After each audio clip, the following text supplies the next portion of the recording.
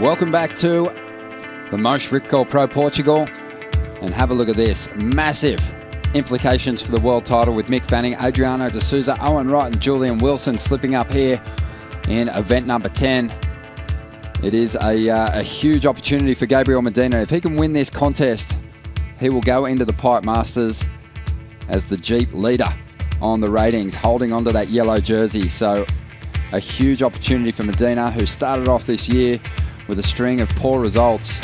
He's right back in at Felipe Toledo. He can go as high as second place on the Jeep leaderboard with a win in this contest. Right now, though, we're going to set our focus on heat number 10, where we've got, well, the rookie of the year to be, really. He's been on a tear. Italo Ferreira up against New Zealand's Ricardo Christie, definitely chasing some big finishes in these last two events to get himself into position to re-qualify for the championship tour next year. Ronnie Blakey joined by Ross Williams, and Ross, that is huge news coming from the WSL head office. Yeah, it's huge. You know, and we talked about it a bit in the morning. Like, you never know. If Mick and Adriano go down, then things could be shaken up. But we didn't really want to commit to that because it seemed so unlikely. And here we are this afternoon. Both those guys went down. And now Gabriel has got to be salivating. I mean, this is a huge opportunity. He could possibly go back-to-back with world titles. Who would have thunk? Felipe Toledo also rubbing his hands together, because we've already heard that there's a good chance we'll be getting straight into round 4 after completing the third round. And these conditions will suit Felipe. And he's in the first heat up against Chloe Andino and Brett Simpson. So things are looking good for those Brazilian boys as Ricardo Christie and Italo Ferreira look to get a big score on the board in the opening stages of their round 3 clash. And this is a cool heat. Really different surfers here. Ricardo Christie, tall, regular footer. You know, he's a strong surfer for sure. He's going to have some nice rail carve going on. Rail carve type of surfing, whereas Italo Ferreira, flashy. Loves to skip those fins and waft his tail out to the beach. Totally two different styles of attack here. Well, Ricardo Christie, 27 years of age. Had a birthday just recently up there during the event in France. And he is really in need of a couple of big results. He's had some standout heats this year, some big performances. Did quarterfinal in Brazil. And that little result, it could help him really make a jump up the ratings. He's hanging on to some pretty sad numbers otherwise. He's had 1/13th. And then in the other events that he surfed, he hasn't made it past the second round. So already banking another 13th here at worst. We'll see if he can improve. Yeah, similar to Brett Simpson, Ricardo Christie, if he's going to qualify through the CT, he needs to go huge. Make maybe a pair of finals, somewhere in that neighborhood. Ricardo Christie rated a little higher than Brett, but you know, he's going to need to have some really big results here in Portugal and in Pipe if he's going to make the top 22. Well, no man-on-man history between these two competitors. This is the first time they've had a head-to-head matchup. They have had plenty of non-elimination 3-man heats, and they've all gone Italo's way. He's managed to place ahead of Ricardo. Mostly first-round battles with 24 minutes to go. Italo is going to swing, but Ricardo, he had priority. And he puts it to use here, throwing plenty of water, and throws his board up over the coping, doesn't spin it into reverse, but rides out with ease. You can see right there, Ricardo Christie looks pretty psyched. So clean little wave for Ricardo, but I don't think it's going to be too big of a score. You can see that tide now starting to drop out. The conditions changing once again. Now it's going to get a little more punchy and shallow. The wave's going to get fast and quick. Ricardo Christie, you want to follow the trend of his rugby union team, the All Blacks, getting a victory just yesterday over South Africa. He'll take a bit of confidence from that, I'm sure, into this battle. Priority with blue, so you can see Italo getting out of the way for Ricardo. Nice little snap there. Crisp surfing, just the 2 moves, but he looks really switched on. Surfboard under his feet is looking magical. Just under 23 minutes remaining, waiting on scores to come through for Ricardo Christie and Italo Ferreira. We'll give you an update on the situation in a moment, but let's now hear from Jeremy Flores, winning through in that last heat. Jeremy, Wow, looked like there was a bit of fun out there. Waves turned on, clicked on for you, and you happened to be in rhythm with some waves. Yeah, finally I got some. I felt, like I was getting better by the heat, waves by wave, and feeling like I was just feeling better. Since I started this event, I was riding another board, and I was creased at 2 different spots. For some reason, it was my best board, so I stuck to it. But it was feeling weird, when it's all creased. So in this heat, I changed board. I got another one, and it felt just as good, maybe even better. So I'm happy about that. And I did a little piece actually about your equipment there, and it's a 5.9 monster model. But when you're working with Jason, do you change anything at all in regards to the boards specifically to you? I know the monster's a model, but generally you can change it up a little bit. Do you do anything with Jason and communicate anything to him? Yeah, a little bit. Well, a guy like Jason has been shaping boards for so many good surfers. So, the first time I ordered some boards with him, I was like, just do your thing. All these guys have been working so hard with him. Joe, Julian, the list goes on.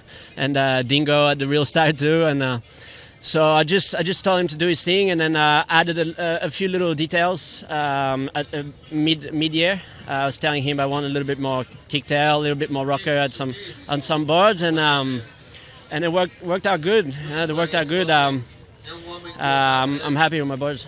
And I guess one more last question, but it's been a weird day. You had a bunch of upsets. Didn't happen to you in that, but just your thoughts on that. Yeah, that was a crazy day. I watched so many heats, and especially those 2 heats with number 1 and 2, Mick and Adriano. That was pretty sick, and that shows that European surfing is level is getting better and better. Federico and Vasco, see how they were surfing. They were surfing amazing, and they get to beat the top best surfers in the world. So it's for guys like me that have been on tour for so long, it's a proud moment to see these guys smash it like that. So congrats, and nothing to take away from the top guys. I'm sure they'll come back and give a great show at Pipe. Thanks and good job. Thanks. Thank you, Pete Mel. Jeremy Flores continues an amazing run in 2015. He came into this event in 9th position, and the way he's surfing, he could make a jump up the ratings for sure. The number of surfers inside the top 10 falling out of the draw. 20 minutes remaining in this heat, and Ricardo Christie, well, he's got a 6.67. But Italo Ferreira's been building some momentum, as we see the Kiwi up once again. A couple of big turns, throwing plenty of spray. Brings it through to the inside, still bashing this wall. So he finishes on the sand, and he likes the feel of that wave. So playing the patience game out there, and it paid off, Ross. Again, so you can see how that lower tide, that water's leaving, draining off the sandbar. The conditions are changing, and then it affected that last ride from Ricardo. Nice surfing, but you can see that wave raced off in front of him, so he was constantly trying to play catch-up. So watch as he gets on his heels here. He's just trying to get that speed. See that notorious tight transition. Really nice first turn there. Getting the tail out the back, and then a couple of lip climbs. So again, with this tide draining out, these waves are going to get a little trickier to time. You really got to make sure you're just ahead of the curve. 5.5 for Italo right here on the right-hander. Again, really steep. Cramped little wave there, but 2 nice floats for Italo. And live action now as Ricardo Christie finds another left. Just a quick wave. Just over 18.5 minutes to go, and it looked like Italo Ferreira picked off the right-hander, flexing that backhand. It's been a real weapon for him. So we'll see if these guys can make that transition as we watch Italo boost into the air, full row. Oh. Just that back foot again, so tough to keep that foot planted on your deck. There's so much pressure when you land into the flats like that. It's hard to not slip. And Italo, despite the fact that he's got that knee injury that he suffered free surfing just before the event kicked off, doesn't seem to kind of hold him back at all. No. He's still been going all out above the lip. And he's going to swing on another one here without priority. Doesn't get into it. 18 minutes to go. Ricardo Christie out in front. Looks like he's about to put an okay second score on the board. But this day has been so interesting, Ross. So many of the top seeds falling out of the draw. Not just our front runners for the world title, but Joel Parkinson getting ahead of Matt Wilkinson. Brett Simpson overcoming Kelly Slater. Kalohan Andino jumping ahead of B. Durbidge. The red jerseys have struggled. Yeah, it's been a huge day. A lot of upsets. Amazing surfing from lower seeds. So Italo there waving, wants to hear the numbers. And these conditions with that water getting a little, soundbar getting more and more exposed, these waves getting quicker. Speed is a key element here. And for Italo, he is one of the fastest surfers on tour. So we'll see if he can expose Ricardo that way. Ricardo might have to get a wriggle on while there's still a bit more water on the bank, because he's got that rail work he can rely on. And we've seen throughout this event, the judges have been rewarding those surfers, throwing plenty of water, like Federico Moraes against Mick Fanning. You think about their approaches. You know, Mick really sharp, but Federico was moving a lot of water, and the judges liked it.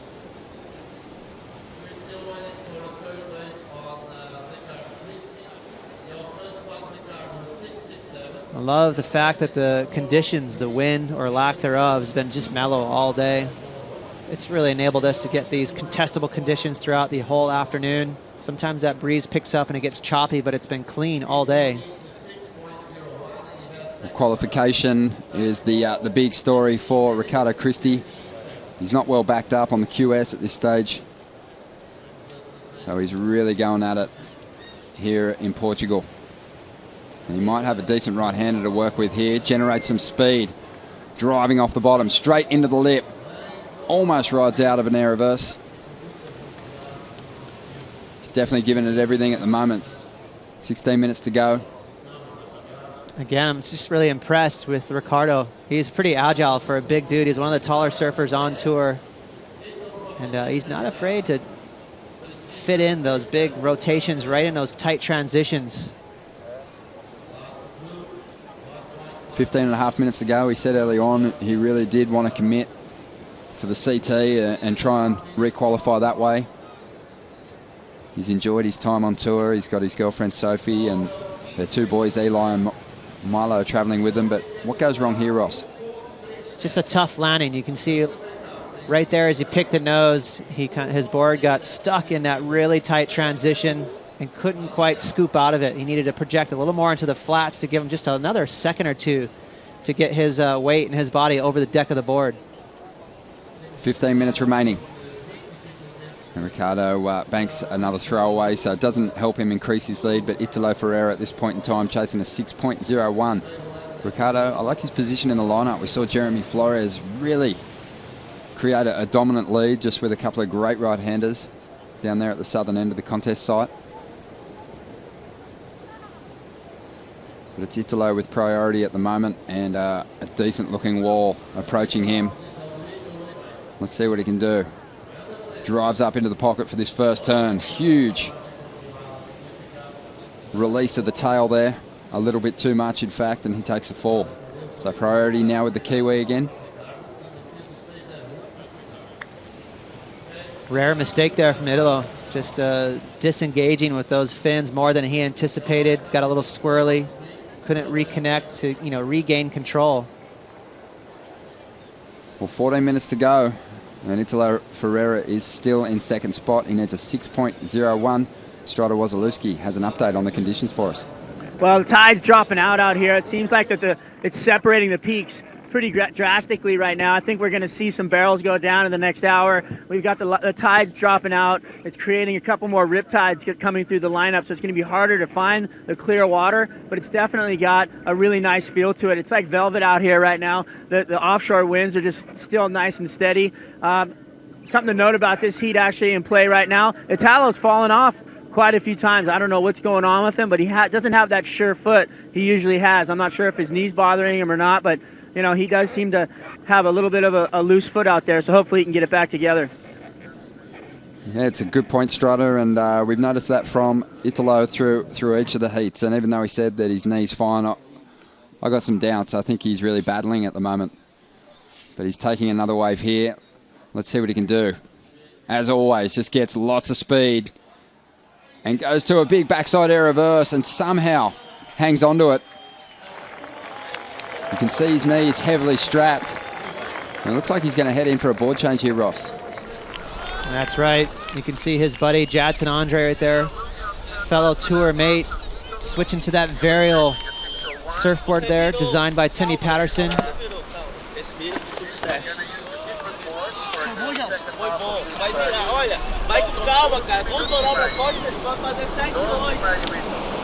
I was keeping a real close eye on him as he ran and sprinted out of the water. It didn't seem to be limping at all. No, he looks good. So maybe, Ronnie, difference between equipment there. He went from the polyester traditional board with the wood stringer to this varial board that's meant to be springier, more lively, lighter. So, geez, he already went to the air with the other board. Look out now. Well, the tips were coming from Jadson Andre as he ran down to his buddy. He was saying, take it easy, relax, you got time. Was he? That's exactly what he was saying. You're fluent in Portuguese now, Ronnie. No. Just got people on the ground. Solid. Watch this wild air right here. Amazing he could reconnect with his board. That was squirrely. And, you know, amazing feat for him to fish his board back underneath him. With a, you know, he kind of grabbed the feet like a gecko. Grabbed his surfboard with his feet like a gecko. So the board was, you know, there's almost a little comparison to that air from Kelly Slater in lowers. You know, it wasn't complete in control. It was a little radical. The board got away from him, but again, he just gripped with his toes and fished the board back underneath him. Well, he rap danced his way out of it. Only had 1 foot on the board for a moment, but he did recover well. So it will hinder the score a little bit, won't it? You know, it's not going to be perfect because, you know, it was just a little radical, but... Actually, we'll see. I think the judges liked it. They liked the fact that he got completely inverted. And that he was somehow able to hang on to it. It's going to be a big number. Just over 10.5 minutes remaining. But we have seen that. We have seen the judges kind of cruel competitors throughout the year for not maintaining complete control through those manoeuvres. But it's an 8.67, Ross. Thank you, judges. They constantly throw me under the bus. But, you know, it was big. You know, there's different types of airs. Some airs are very technical, in control, where you're just hitting the ramp and you're boosting, and the whole time it looks like you're going to plant it like a snowboarder or a skater. And then there's other airs where you're just hucking yourself, and that was definitely what happened right there with that last air from Italo, and the judges loved it. 10 minutes remaining, and Italo Ferreira moves into the lead, and Ricardo Christie is now chasing a 7.51. And a decent-looking wall standing up, but Ricardo's too deep. Italo, he might just prosper on the end of this one, finds a good corner to work with, whips his board vertically, and he's going to get out of there. A lot of foam on the face, and the wall just tapered off too quickly. 8.67. That's big. That's a big score. That's a wild-looking air. And I don't like comparing scores from other heats, especially other heats from different events, but Chloe Andino had, well, in my opinion, one of the airs of the year for a big, tidy slob in France with a huge amount of height above the lip. You got an 8.5, I think, for that ride. Yeah, I want to say it was even a little less than that, 8.1. But you're right. You know, it's not fair to compare different heats. They really try to compartmentalize every single heat on its own. So just the one move too, which is very noteworthy. One big air. It was definitely big. There's never going to be an argument in commitment and utilizing, you know, the heftiest part of the wave. Absolutely launching again. This is a big old huck. Got a little disconnected right there. And, you know, luckily for Italo, there's just a hint of south wind that kept that surfboard just a little bit connected to his feet. Back foot was completely off the deck as he leaned back on his back and kind of let the wave push him back up. He's so strong. We talk about that all year. His core strength is amazing. So it only took him like 1 second to kind of fish that board back under his feet. But it was, you know, definitely a little bit out of control. So obviously we're a little bit shocked in the booth at the 8.67, but he'll take it. Just over 8 minutes to go. And let's see how Ricardo Christie takes it. He's been out there with priority. He's been a little bit more patient than Italo. He's got a nice looking wall to work with here. Let's see what he can do. A floating re-entry to start, brings it through to the inside and finds himself a bit of cover, but he's not going to punch through that curtain. And just under 8 minutes to go. Italo Ferreira is going to take control. He's now looking to improve on a 5.5 to increase his lead over Ricardo. And I'd say he's a pretty good shot at doing that. 100%. It's always cool to see the last 5, 6, 7 minutes of a heat. It's like the fourth quarter of a great NBA game. It's where all the action's going to happen. The story's been kind of laid out in front of you. 7.51 for Ricardo is not a big score. This guy is tall, strong. He can lean on to a couple of great rail turns and get that score, no problem. Well, just over 7 minutes remaining. Ricardo Christie chasing out 7.51. We'll be back just after the break.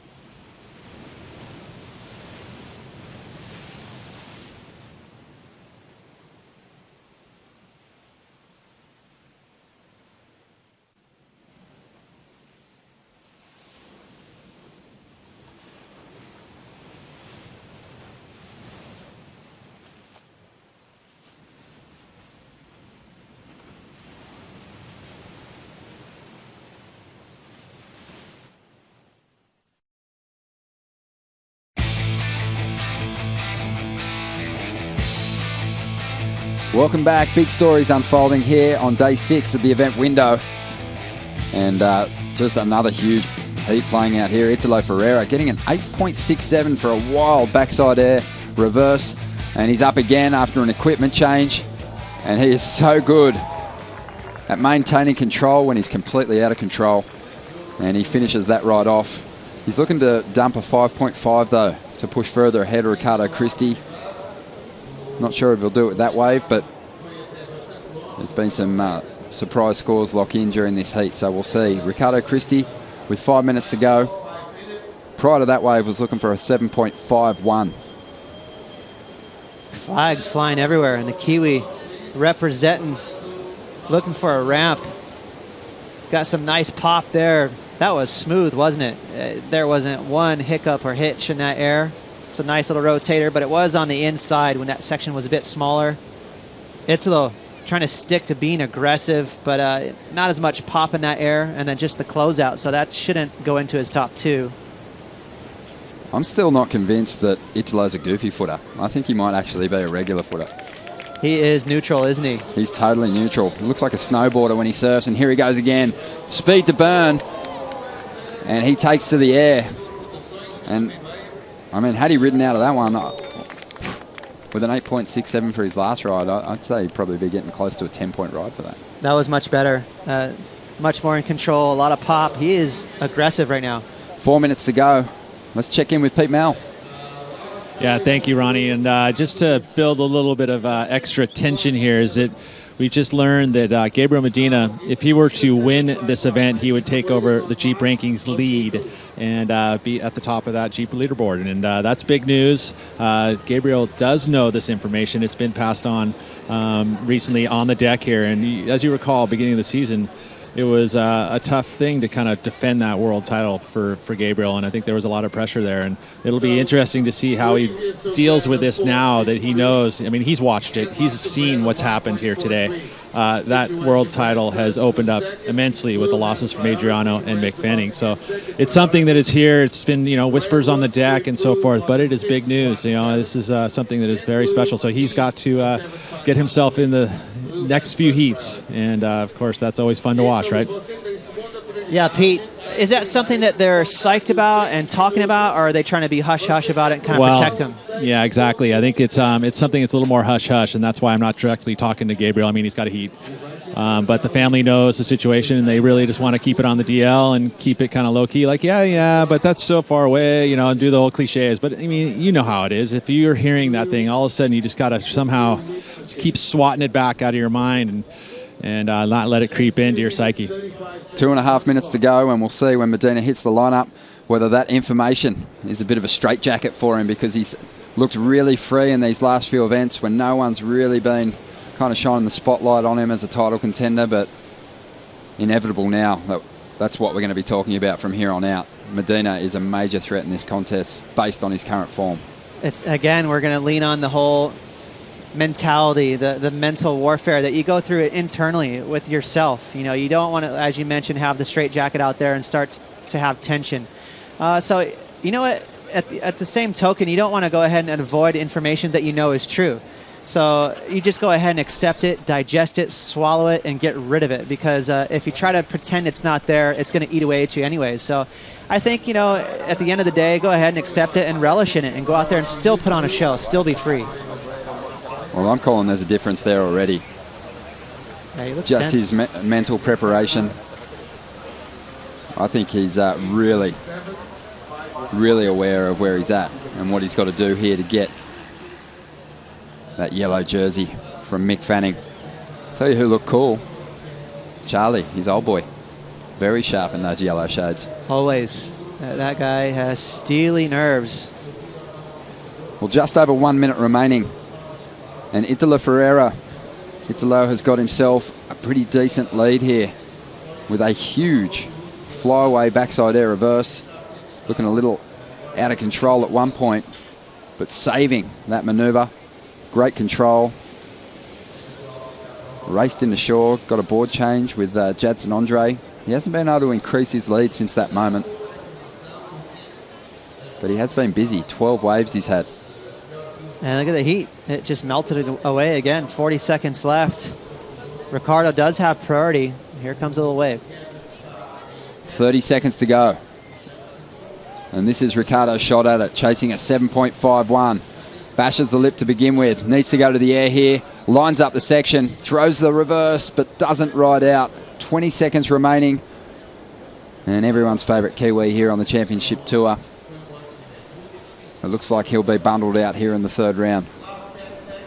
That was a nice opportunity, but that was always going to be a really tough ramp. Again, that low tide exposing that really tight transition. That was a tough landing.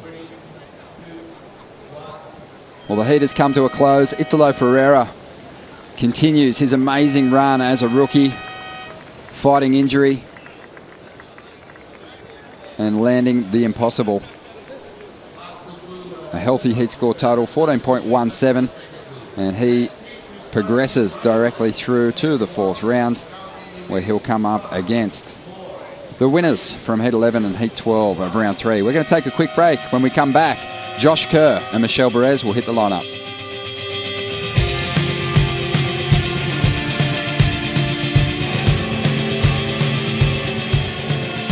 Stick your nose in this? Yeah.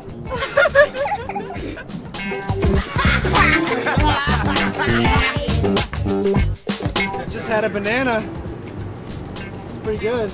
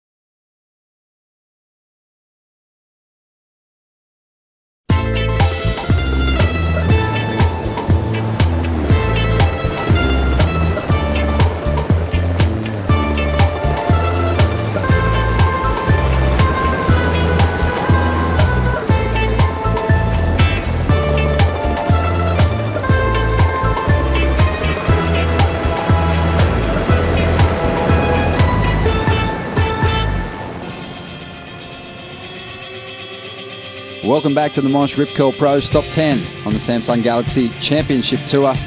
We've got Josh Kerr and Michel Bourez hitting the lineup for Heat 11 of Round 3. Should be a good fight. Josh Kerr laying down the manoeuvre of the contest so far, a huge stalefish air reverse. In the first round, Michel Bourez fighting his way back from a broken hand earlier in the season and starting to really find some form with his heat performances. Let's see if he can match it with Josh Kerr in this battle.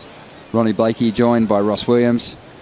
And Ross, you're a huge fan of Josh's, and you've always kind of been tripping on the fact that he hasn't had a championship tour victory just yet.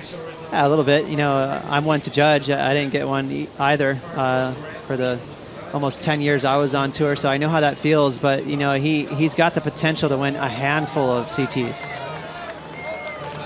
Well, let's see how Michel Bourez gets started. Huge backside fin blast. Can't ride out of it. But a sweet connection in the pocket there. A lost opportunity to maybe get a big number on the board early. That last heat was super interesting. Ricardo Christie had a good start. Italo Ferreira, though, fought his way back.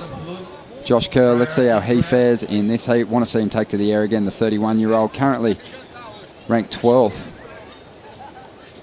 It's been a rough second half to the season for Josh. You think back to Fiji, he was in 4th position on the ratings. He was doing so well. It's got a nice looking wall here. Takes off, drives off the bottom, and just drifts that tail. He'll ride out of that move. Looking to add some points now with a section coming his way. Building speed once again, and pop takes to the air and finishes with an air reverse on the inside. I think it's fair to say Josh Kerr is in good form. This is a really fun heat, Ronnie, because this is kind of an extreme contrast between two different surfers. Josh Kerr, one of the quickest, light-footed aerialists on tour, and Michel Bourez, nicknamed the Spartan because he just is a big old beefcake. He, you know, splits waves in half with his power. So very different styles of surfing here on display. And right on cue, agile little tail flick, reverse air for Josh. So far, you know, this wave just looking pretty decent for a score, but he's going to add to it with this little click right here towards the beach. So just milking away at this lower tide, finding a score out of a kind of a funky wave. Well, I mentioned the fact that Josh hasn't had a championship tour victory. Michel Bourez is one of the men responsible for taking that right away from Josh. That was at Margaret River last season. They surfed the final against one another. And 29-year-old Michel Bourez currently finds himself in 23rd position on the ratings. He'd be a good shot at a WSL wildcard, but he doesn't want to rely on that coming into these final two events. He could get through this heat. If he could get himself into some finals, he'll make a jump for sure. 1-1 on the head-to-head history between these two competitors. Josh beat Michel in the 5th round of the Pipe Masters last season. Well, just on 24 minutes remaining with a decent-looking wall approaching the lineup. Doesn't look like Michel Bourez is going to take it up, though. Let's hear from the winner of the last heat, Italo Ferreira with Pete Mel. Yeah, Italo, a couple things I noticed in that heat. First of all, that Hail Mary backside 3, landed it, laid back, popped yourself back up. You've got tape all over your knee, and you still are battling. Tell us how you do it. I'm super stoked. I made another heat, and so I did a couple mistakes in my heat, and I fell in my first wave, and then I did one massive backside air reverse, and then after this maneuver I changed my board because I think it's kind of small, you know, and then this board, it's got a more drive and then more flow, and so I'm stoked. And tell me, is the knee bothering you at all? I mean, you had a little limp going, but you seem to be just in your mind strong. I don't know. I just do my best, you know, and then I'm super confident right now, and I hopefully to keep it going in the next rounds, and then I do my best. And with the big air, you know, 8.47, were you stoked with that score? Yeah, it's a big air, you know, and then I got good score, and then yeah, I'm stoked. So we'll see more of that. Is that what we're hoping for? See more of that? Yeah, I see more, but I fell. All right, no more falling, okay? Take care of that knee. Go see the doc. Make sure you're all good. Thank you, Pete. And good to get Italo's insights on that air. I like hearing from the aerialists what they think of their own airs, judging themselves. Because I know Josh Kerr certainly is sort of one of the finest aerialists on the championship tour. He's really critical with aerials, and I don't know, maybe after this heat we can get Josh's take on Italo's air as well. Great idea. Yeah, I love being a fly on the wall in a competitor's area. They all analyze each other's airs. Well, here we go, Josh Kerr with a nice looking wall to play with. Already has a decent number on the board, 5.17 for his first wave. And has a good rhythm at the moment, but just catches that outside rail. So it was aggressive on his first wave. It wasn't a big ride, but really looked to take to the air, and that time keeping his board in the water. Took a fall, Ross. A couple of big floaters for Michel Bourez, 5.5. I wouldn't be surprised if we see the boys start to kind of eyeball some of those pea shooters, some of those little barrels. It's going to come back into play. Now that you can see that water starting to drain off the sand, it's going to get more and more hollow with the afternoon.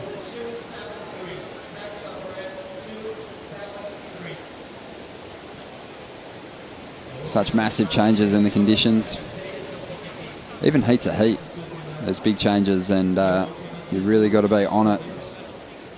Dangerous probably watching too many heats, but certainly clever to get down here a couple of heats before you get out there and just get a beat on what's unfolding.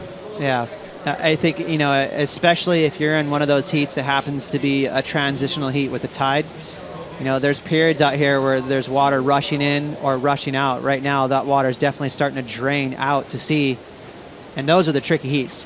You know, in between tides, it kind of stays steady and more predictable, but right now, it's moving. So there's been some big storylines, especially through the middle half and the first and last heat of the third round. Big title talk, obviously, but Ross, what do you think the big stories are in this heat? Well, I think for Josh Kerr, you know, this is a chance for him to progress through the event and crack back into that top 10. As you mentioned, he had a really solid start to the year, but he's had a rough middle through the part of the year. And Lowers is one of those events where you really thought Josh could have maybe broke through and even gotten a victory, but that didn't happen for him there. So, you know, I like the fact that Super Tubos is perfect for his style of surfing, tubes and airs. You know, he could really go far in this event and break back into the top 10. Well, just under 20 minutes remaining, and often you see the competitors out there in the lineup signaling to the on-site announcer, trying to get an update on the situation. Also just peeking up at that priority board, seeing what their situation is in the lineup. Strada Wasilewski, some technology coming through soon that could change all that. Yeah, definitely some technology coming through. We've got the Samsung technology. It's got your time, it's got your priority, it's got your best waves and your last waves. It's got everything you need to know in a heat. It's pretty interesting. It's basically in beta testing now, but it's working perfectly out here. It's letting me know what's going on with the scores, and I'm hearing the scores or seeing the scores right here before they come in over the loudspeaker. So if you're really up against the wall and you've only got a few seconds left, or you need to know the priority, you'll have it before you even hear it, which is a huge thing for these surfers as these things wind out. These heats usually come down to the final seconds, and having the technology to know what's going on as it winds down is pretty good to, I mean, it's amazing for these guys to be able to know what's going on all the way down to the final second. And what do you need to get into the lead at the moment, Strada? Sorry, I couldn't hear you. Oh, wave. We'll keep checking in with Strada, but I'm sure we'll start seeing the competitors using some of that technology, especially at breaks. You think about Margaret River where they're out there and the wind's howling. And they want to find out their situation. It's great to be partnered up with Samsung and getting that technology into these competitors' hands. But here we go, Josh Kerr. Just throws a tidy little air reverse, just makes something out of nothing there on the inside. Very tidy. Nice finish there. You know, that wave didn't have a whole lot left to offer, but he squeezed out another little reverse. So Josh Kerr competing very well in these tricky conditions. Getting dizzy watching Josh surf. Early on, he had a 5.17. Blasted out of the pocket with a reverse. Took it through to the inside, spun it again. His third wave, he's just taken to the air backhand. Yeah, and those waves were tricky to surf. So I like the way he's competing right now. He's really milking every point out of these waves. First turn, he's going to really set the fins free. Watch that tail block. Spins it right out the back. Quick little cut back, and the wave you would think is finished. But he's going to pop that board out and get just a cheeky little reverse before the wave's finished. Amazing read on that end section, right on the inside, and Josh banks another 5.17. So Michel Bourez in second spot, looking for a 4.84 at this point in time with 17 minutes remaining. A little splash from Josh. He was hoping to break into that 6-point range or higher.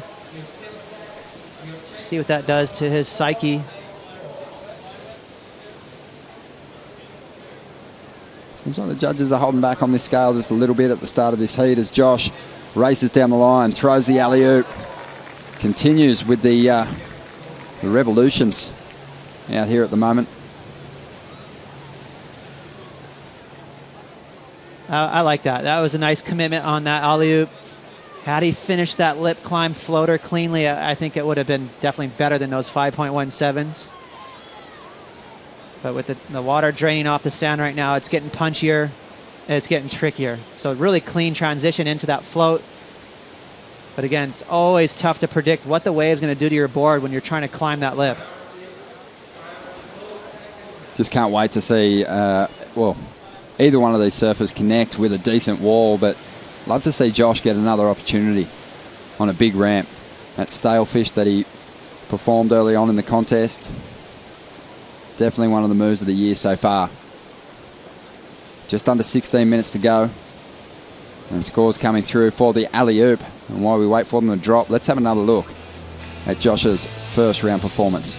And really, a lot of it had to do with his mentality. He said he was going into this heat, bang, with the intention of mixing it up. He didn't want to go out there and just go to the stock standard reverse. He said, you know what, I'm tired of it. I want to go out there and not really call the tour out, but just show like, hey boys, come on, let's start a movement here. Let's get a little techie with these grabs. So nice stale fish, mixing it up right there. Definitely not your stock reverse.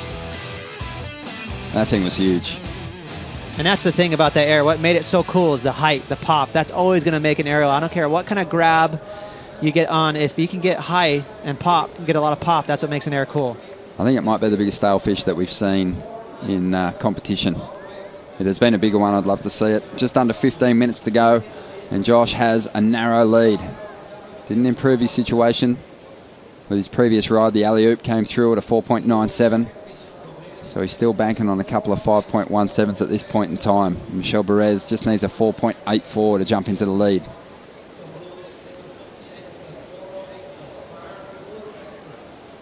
.14.5 minutes to go. And Kerr's going to keep busy on the inside, getting some speed now. Opts not to hit that section.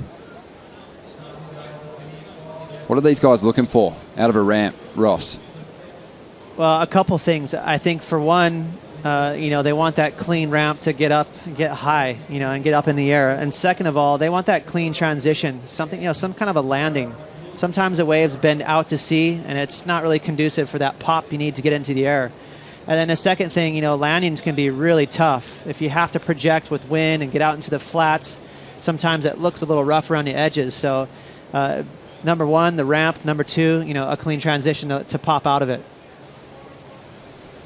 Well, just on 13 minutes and 40 seconds to go. Josh Kerr still holding on to a narrow lead. Michel Bourez chasing him down. We'll be back right after the break.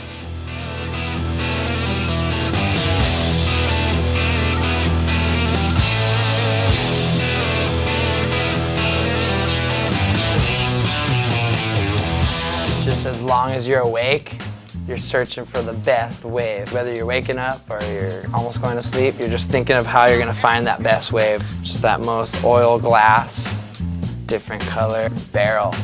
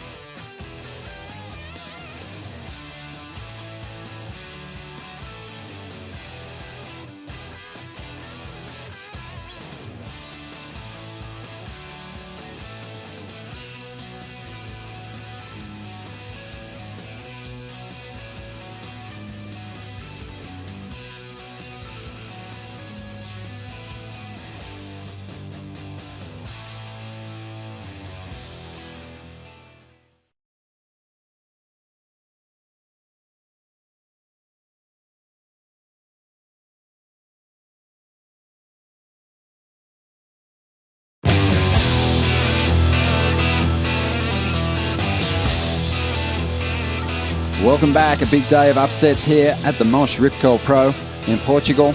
And right now we are watching another one of our red jerseys under the pump, Josh Kerr, who was holding onto the lead throughout the start of this heat with a couple of 5.17s, but Michel Bourez, he had a 5.5, and he's just had a pretty special wave during the break. We'll bring that to you in a moment. Here it is. So Michel Bourez tucking in nice and deep. So getting way behind the curtain, and then a nice floater to finish there.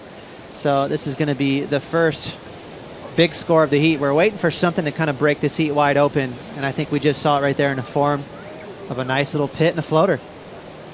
Well, the numbers coming through now, a 7.67, and Michel jumps up into the lead. The Tahitian is fighting his way back from injury. He suffered a broken hand, broken left hand, free surfing over at Chopu between events, and it forced him to withdraw from Brazil and Fiji. Brazil he won last year, Fiji he semi-finaled in, so it was a huge setback for the 29-year-old. You know who's rooting for Michel Bourez right now is Matt Banting at home, one of the fellows that's going to be applying for that injury wild card. Obviously Michel Bourez is in that same conversation. He'd like for Michel to qualify on his own so that he might get the green light for that. Well, it's not a given either. You know, Matt Banting's got a good case, suffering an injury at a CT event, hurting his knee pretty badly. So Jordy Smith being the other fella. All those cases will be put to the Commissioner's office at the end of the year. Doctors' reports laid out, and it's not an easy decision to make, and it takes some time, but certainly it would relieve some pressure, I'm sure, for Michel and Matt. So they get 2 injury wild cards per year, and basically we got 3 guys in that conversation. Well, they're not injury wild cards, they're just WSL wild cards, and basically they could go to anyone, but quite often the most compelling case comes from surfers who are injured, and generally in each season there's some pretty nasty injuries. You know, you think about a guy like Alejo Munez, for example. He missed 2 events last year and almost fought his way back onto the CT with a big performance at the Pipe Masters at the end of the year, but he didn't get the injury wild card, or the WSL wild card, I should say. But, you know, he might be applying for that again next year because, sadly for Alejo, a really bad knee injury during the event up in France. So already qualified on the QS, and it's going to be a big fight for him to get back for the first event of the year next year. I saw an Instagram post from Alejo Moniz. He's already gone through surgery, so try and get an update with his camp and see how the extent of that injury. Well, just on 9 minutes remaining, let's get caught up on what's to come after the 3rd round with Chelsea Cannell. Hey, Ronnie. So I'm hearing a rumor that we could be moving into round 4, so I found the guy who can answer that rumor. Can you confirm or deny it, Travis? I can confirm we are going to go into round 4 after heat 12 of round 3. It's still looking really fun out there, so we're going to keep going. So will we go all the way through round 4, or is it just the first 2, the last 2 on standby? How's that going to work out? Yeah, it's just the first 2, the last 2 are off for the day because we're a little bit scared it might get dark during one of those heats because we're pushing really late now, but the first 2 for sure. All right, well, if you're watching at home, you're going to want to stay with us because we are going to move on to round 4. Thank you, Chelsea, and big heats established. In the 4th round, the first one is an absolute showstopper. Felipe Toledo, Kolohe Andino, and Brett Simpson. 3 surfers that have been throwing some big airs down throughout the rounds and caused some big upsets as well. Yeah, it's going to be fun to watch. And again, you know, this tide's going to be dropping out throughout the afternoon. Conditions going to change a bit. You know, high tide, we saw cutbacks and carves. Those are going to kind of go out the window. Now it's going to be about finding those corners.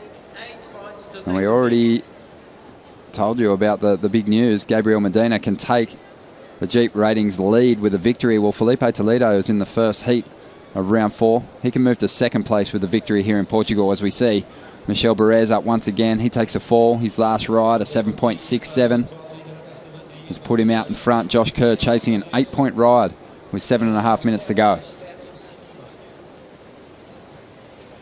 As we see Gabriel Medina prepping for Caio Belli. That heat coming up next.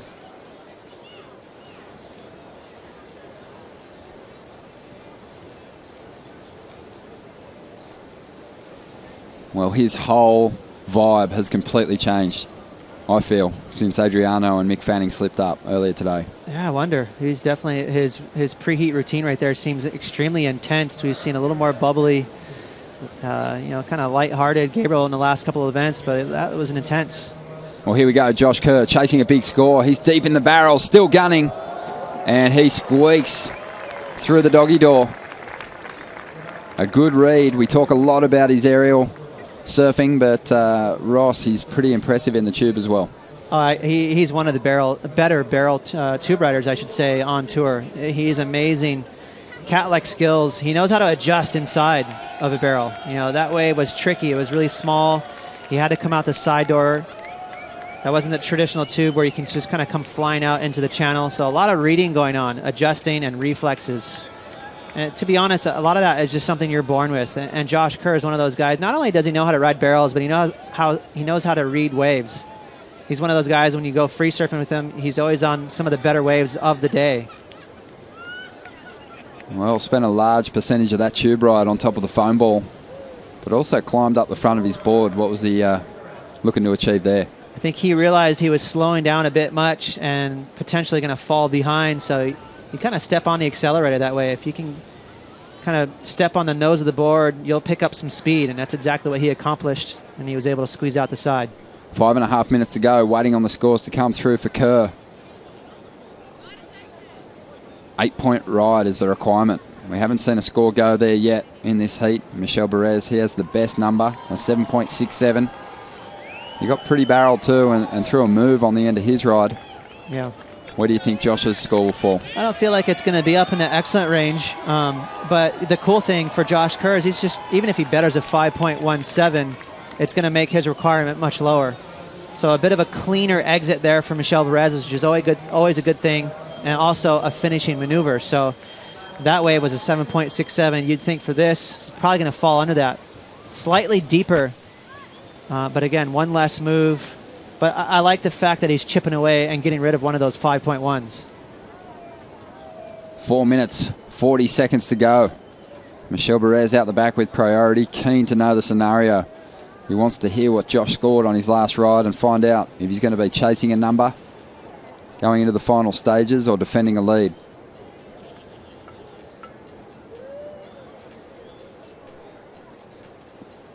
And here comes that score. And it's extremely close, but not enough for Kerr to move into the number one position, a 7.93. And the Australian is now after a 5.24. And he's baffled.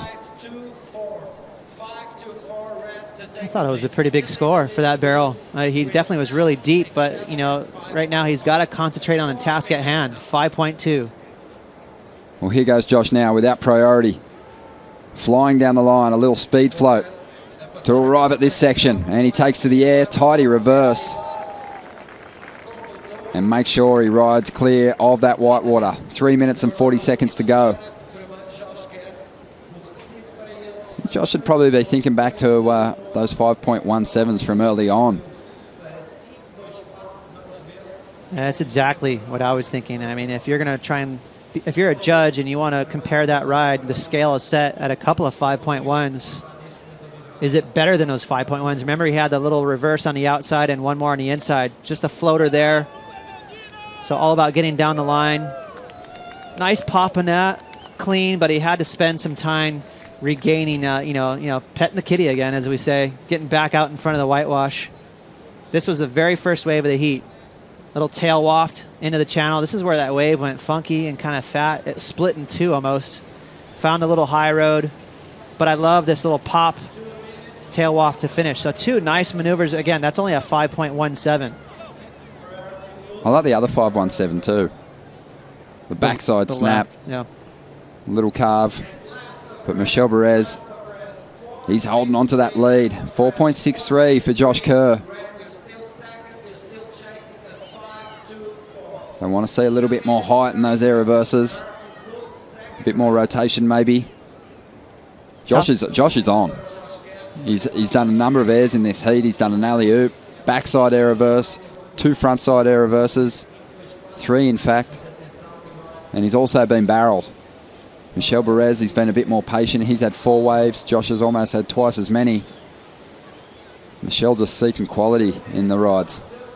I was going to say, yeah, this is a hard-working heat for Josh. You know, Michel's been really patient. He had the 2 floaters, got a 5.5 on that, and got a nice little barrel with a 7.67. Josh has just been spinning everywhere. Wow, crazy-looking A-frame approaching the lineup. He's spinning all right out there at the moment. His head is spinning. Watch this thing spit. Chasing a 5.24. Kerr with a big section in front of him. Big alley-oop attempt.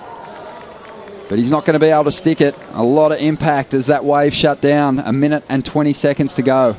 That was really smart from Michel Bourez. He could have got sucked into just how amazing that wave was and turned around and got a little barrel, but he was too far on his shoulder. So that was so smart for him to pick up on the fact that Josh was not going to get a score, being that he was on the shoulder.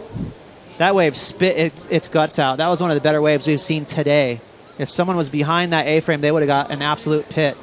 Early on, we were talking about the kind of wave that these aerialists are looking for when they're launching. You said they're looking for a ramp. He had that, but he just didn't have the landing pad. That's exactly right. 100%. Yeah, he had a big old ramp there, but that was always going to be a really tricky transition to land out of. And here we go, 40 seconds to go. Michel Bourez utilises priority, blocking Josh Kerr. Drives up into that first section. Nice vertical snap. Gets hung up on the second move, though. Just milking this one through to the inside, looking for a finish. Trying to improve on a 5.5. 25 seconds to go. Josh Kerr out the back with priority. And potentially has an opportunity here to snatch the victory from Michel Bourez. He is paddling. 14 seconds to go as he gets to his feet. Speed to burn. And he finds a ramp and clicks into an air reverse. Grabs that rail but cannot maintain control. And the heat comes to a close, and Josh clearly frustrated.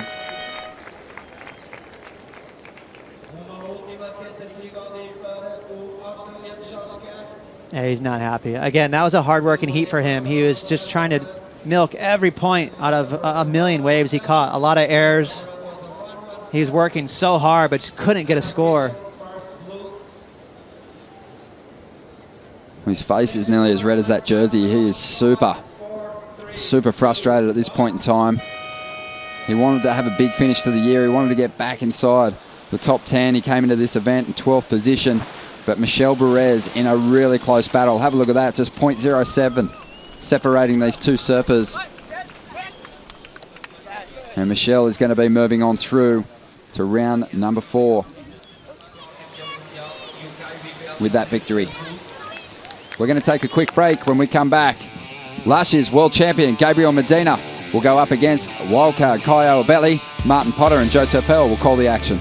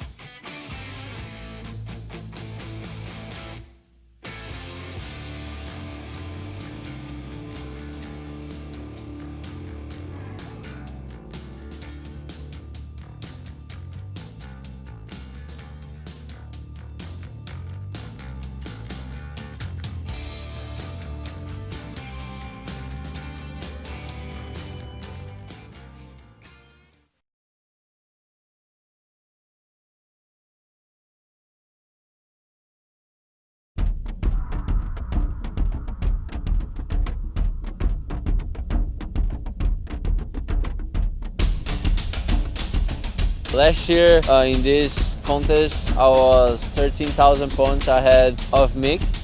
And then I lost and he won here. He was the guy fighting for the title against me in Hawaii, you know. And this year I'm 9,000 points less than him. And I don't know, I still have a chance, but everything can happen. We don't know the future.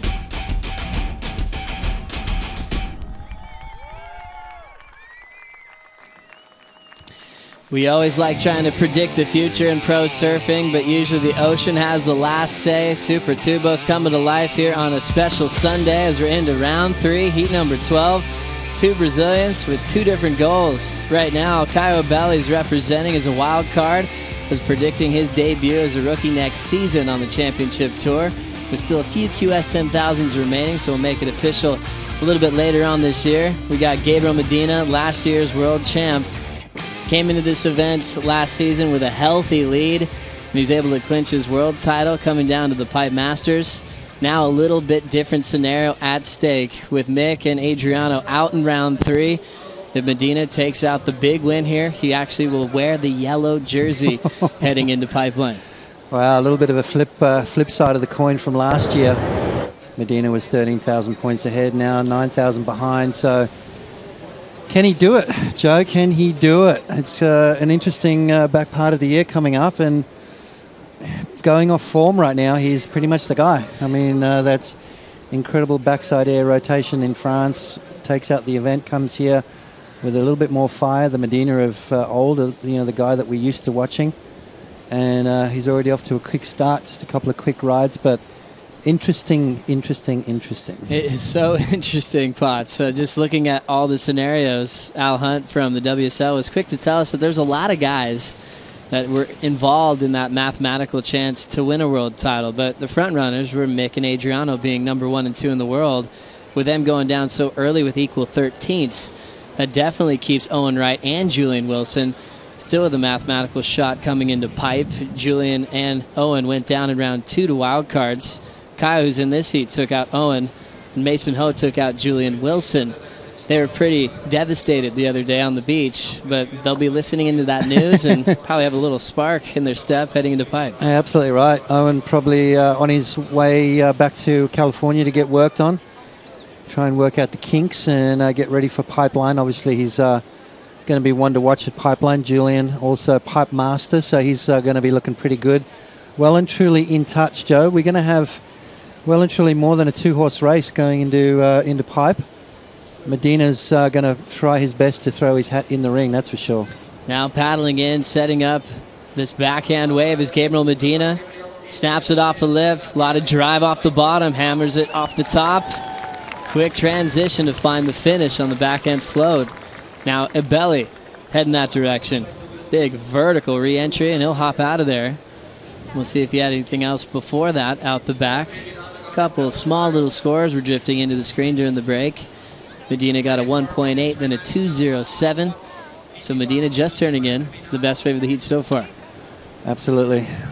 His backhand has just gotten sharper and sharper, Joe. So impressed with the way he's just tweaked everything.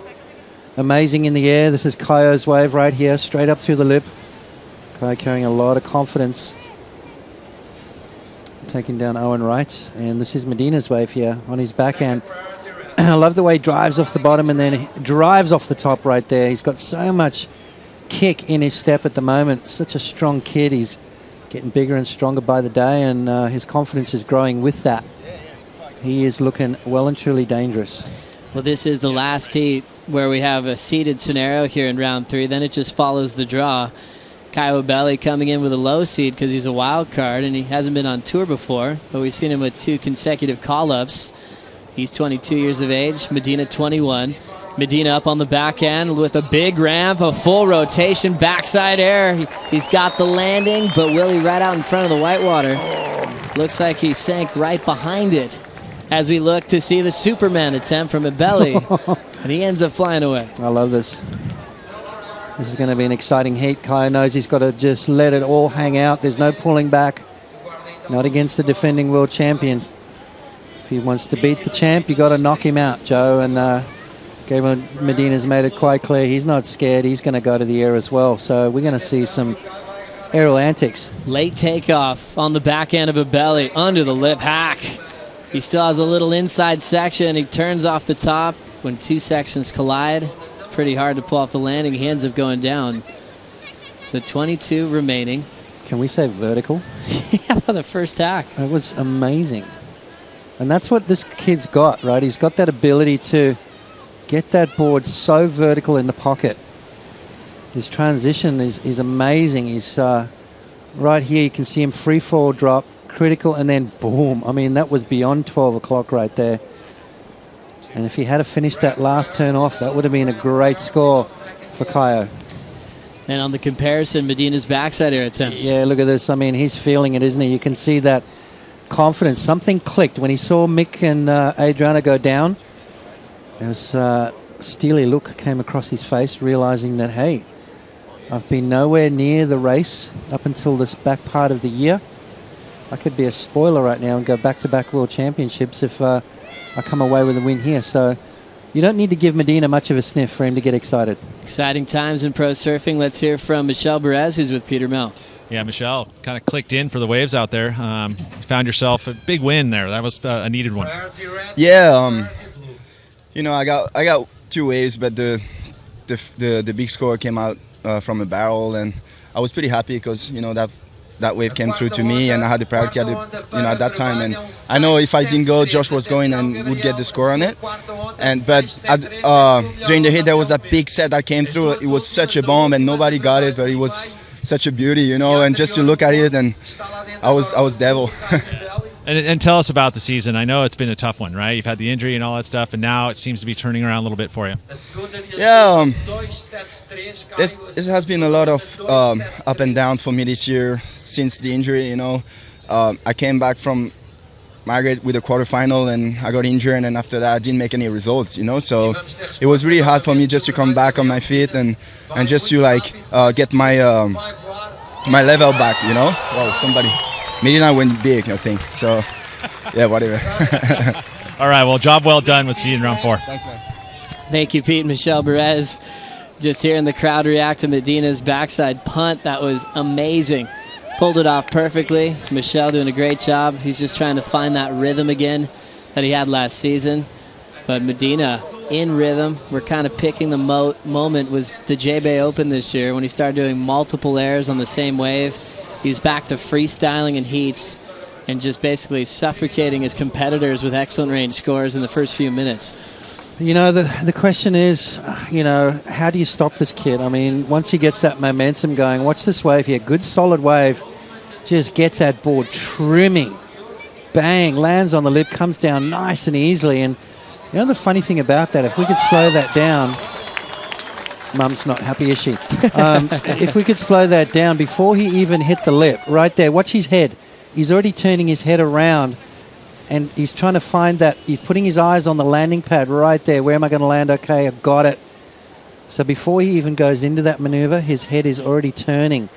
And what that is it's almost like a full coil where it starts from the top and works its way down. Amazing stuff there from Gabriel Medina. It's almost flying blind halfway through that maneuver. Really incredible seeing him lead with the upper body. You can kind of draw comparisons to other action sports like skateboarding, snowboarding. When they do big airs with big spins, that upper body's kind of leading the whole way. Their legs end up following them.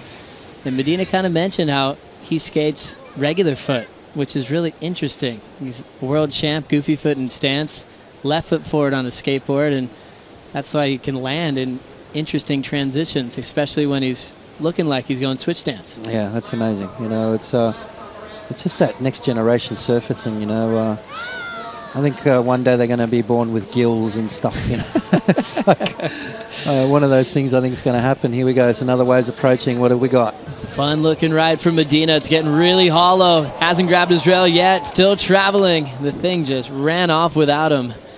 But he had a wide open look and a pretty good attempt to getting a huge score. Medina down on the tube. Here's Kaio. A lot of white water on the open face. He'll step off. Scores coming in from the last couple of waves. Medina gets an 8.17 for that backside air. 6.73 before that. So Caio needing a 9.4. His best score so far, a 5.5. When we were up in France, Potts, we were flashing back to a lot of fun heats. But there's a really cool heat we got to look back on, one you called back in the day, the King of the Groms. In the final, it was Medina and Caio. Yep. They looked a little bit different back then. Yeah, I mean, they're still both, both handsome little kids, but they've both grown so much. And, here they are doing battle on the big stage. It was almost like a little window to the future. We always knew Medina was going to be great just from all the stuff he's done. I've watched him go through the King of the Groms, the ISA World Juniors, and then just storm his way onto the tour. Equal second youngest world champion. Kelly Slater, 20 years old, and when he won his first world title, Medina the same. Caio well and truly on his way as well, going to qualify, coming onto the tour next year. His surfing's relevant on the world tour. We just watched him take down Owen Wright and basically show the world that, hey, I'm ready, show me the way. That's right. Well, you can see Medina still fired up, wearing the red jersey. It's been an interesting day. We've had 16 heats run throughout the day on Sunday. 11 of them have been won by the blue jersey, which is the lower seeded surfer. So a lot of surfers that need big results coming through with big wins on a big Sunday today. Yeah, Vasco Ribera and Federico Moraes, two guys that have really shook the world stage. This is Medina winding up for a backside air reverse, just projecting to the sky. A hard landing on the lip, and he goes down. What an amazing coil up. We were talking about the 10 he had in France in the heat with Wilco and Owen Wright. It was such a solid air. We're already trying to compare it to the best airs ever done with a jersey on.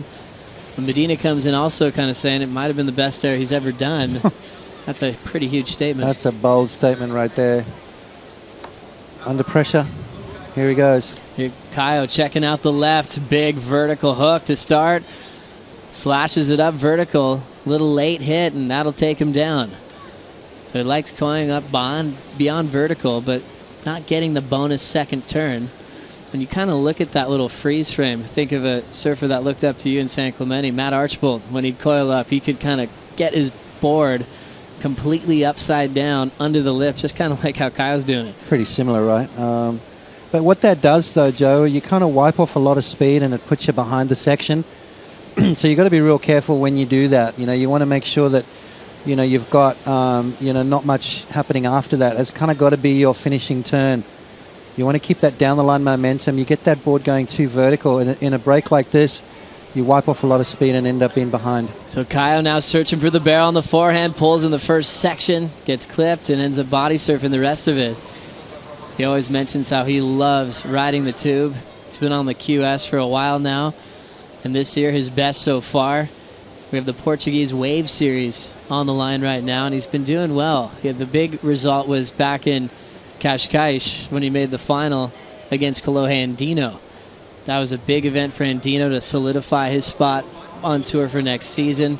Another big one for Caio as well, because usually it's coming down to Hawaii when you think about the scenarios. Most of these guys like Caio, so they want to have it locked up before the Triple Crown starts. Yeah, because the Triple Crown comes around and you've got these Haleiwa specialists, sunset specialists. It's very difficult to win events in Hawaii.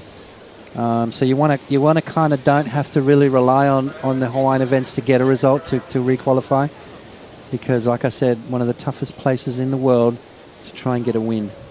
So looking at 13:30 on the clock, Medina with an 8.17 and a 6.73 and a solid lead over Caio. Let's now hear from Chelsea and Strider and recap the heavy world title heats we had today. Yeah, Joe, what an incredible day it's been. I don't think any of us expected any of this to go down when we started this morning, Strider, but it's just been massive upset after massive upset, and the crowd is loving it. Well, I'm obviously the hometown crowd's going to be pumped when their boys are taking down the biggest names in the world. I mean, to watch Mick Fanning fall, it was just, crazy stuff. Adriano de Souza going down. These two are the 1 and 2 in the world to the Portuguese boys. I was just pumped to watch it go down as well. Let's take a look at how that happened. We had Heat 6 where we had Federico Moraes and Mick Fanning.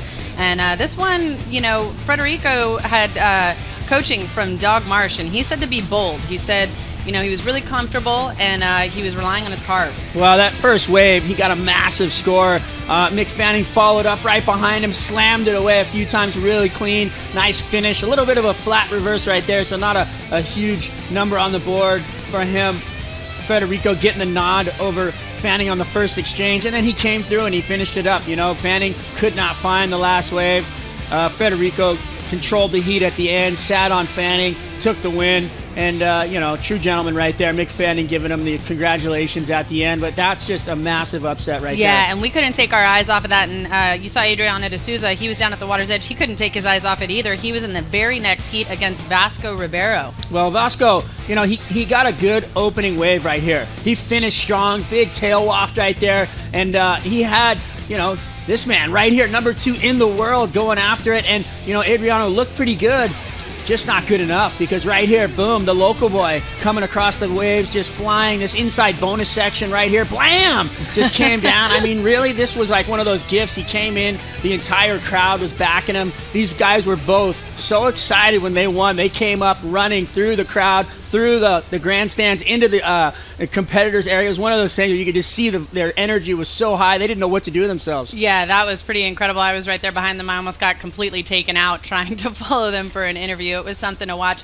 This changes a lot of stuff for us in terms of world title talks and the Jeep leaderboard especially. Well, I mean, if you're Owen or you're Julian, you're sitting there going, I can't believe I didn't make it through my heat. This was the opportunity for them to actually leapfrog and get into this race even deeper and tighter. Instead, they bowed out. You know, seeing Mr. Fanning and Adriano de Souza lose out like that, they're just like, what did I do? I can't believe I lost. Like, this was their chance. And if I'm those two guys, I'm just sitting there going, I can't believe I blew it and I lost. And a lot of people saying, you know, oh, it's a good thing that, you know, it still keeps them in it. But to me, I'm kind of thinking, wow, they really missed an opportunity. And what about Gabriel and Felipe? Well, huge opportunities right here. If Gabriel Medina can win this contest, he takes the Jeep Leaders jersey. This man is poised to win another world title. Can you believe it? This guy, after having a lackluster finish, all the critics going crazy in Brazil, now all of a sudden he's back in it. I mean, he's surfing so unbelievable. We saw his form a few events ago, but in France, we saw him just turn it on, and these huge backside airs, and he's just right after it again, doing it out here with us. I mean, I love it. Toledo, if he wins, he can get into second place on the rankings. I kind of think you're atop the Jeep leaderboard for the fastest talking commentator who got in the most amount of information. Sorry, Joe, you're out. I know, we're done. Did you guys just get coffee down there? What is going on? Strider's, I think, is probably the most excited person I've ever seen today. When Medina heats up, so does Strider. Yeah, just those exciting moments in Goofy surfing. footers, they stick together. That's so true. That's what we were talking about this morning. What a big recap. You can tell with the energy from the desk that there's a lot of exciting news for the back end of the season, especially if you're Gabriel Medina, last year's world champ. The whole theme was starting off the year with a weird interference moment with Glenn Micro Hall, getting knocked out early at Margaret River, got to the quarters at Bells, just up and down results, but he just didn't look like himself. He wasn't taking over heats in the first few minutes, and finally finaled at the Billabong Pro Tahiti, came close to going back-to-back, and then ended up winning France. At the start of the year, we were talking about world champs and how it's hard to go back-to-back, backing your first title especially. Absolutely. You know, he's dealing with all the press, the pressure, you know, and then also trying to enjoy it. I mean, you know, that's part of it. You got to, you know, take the pats on the back and have all the celebrations and, you know, being the first South American world champion, first Brazilian world champion. That's huge. You know, there's a lot of pressure that goes along with that. So it took him a couple of events to work it out. He's finally back, and he's looking as dangerous as ever. So now looking at 8:25 on the clock here for Caio Abelli to find a 9.4. They both have ridden 10 waves in this matchup. Caio's taking a look at a lot, just staying really active, spending a lot of time in Southern California. Both these guys from the state of Sao Paulo in Brazil, where a big QS 10,000 will be beginning in just a little bit of time. Got that one coming up, and also 2 in Hawaii. So a couple of opportunities for guys trying to qualify, be in a position where Caio's in now.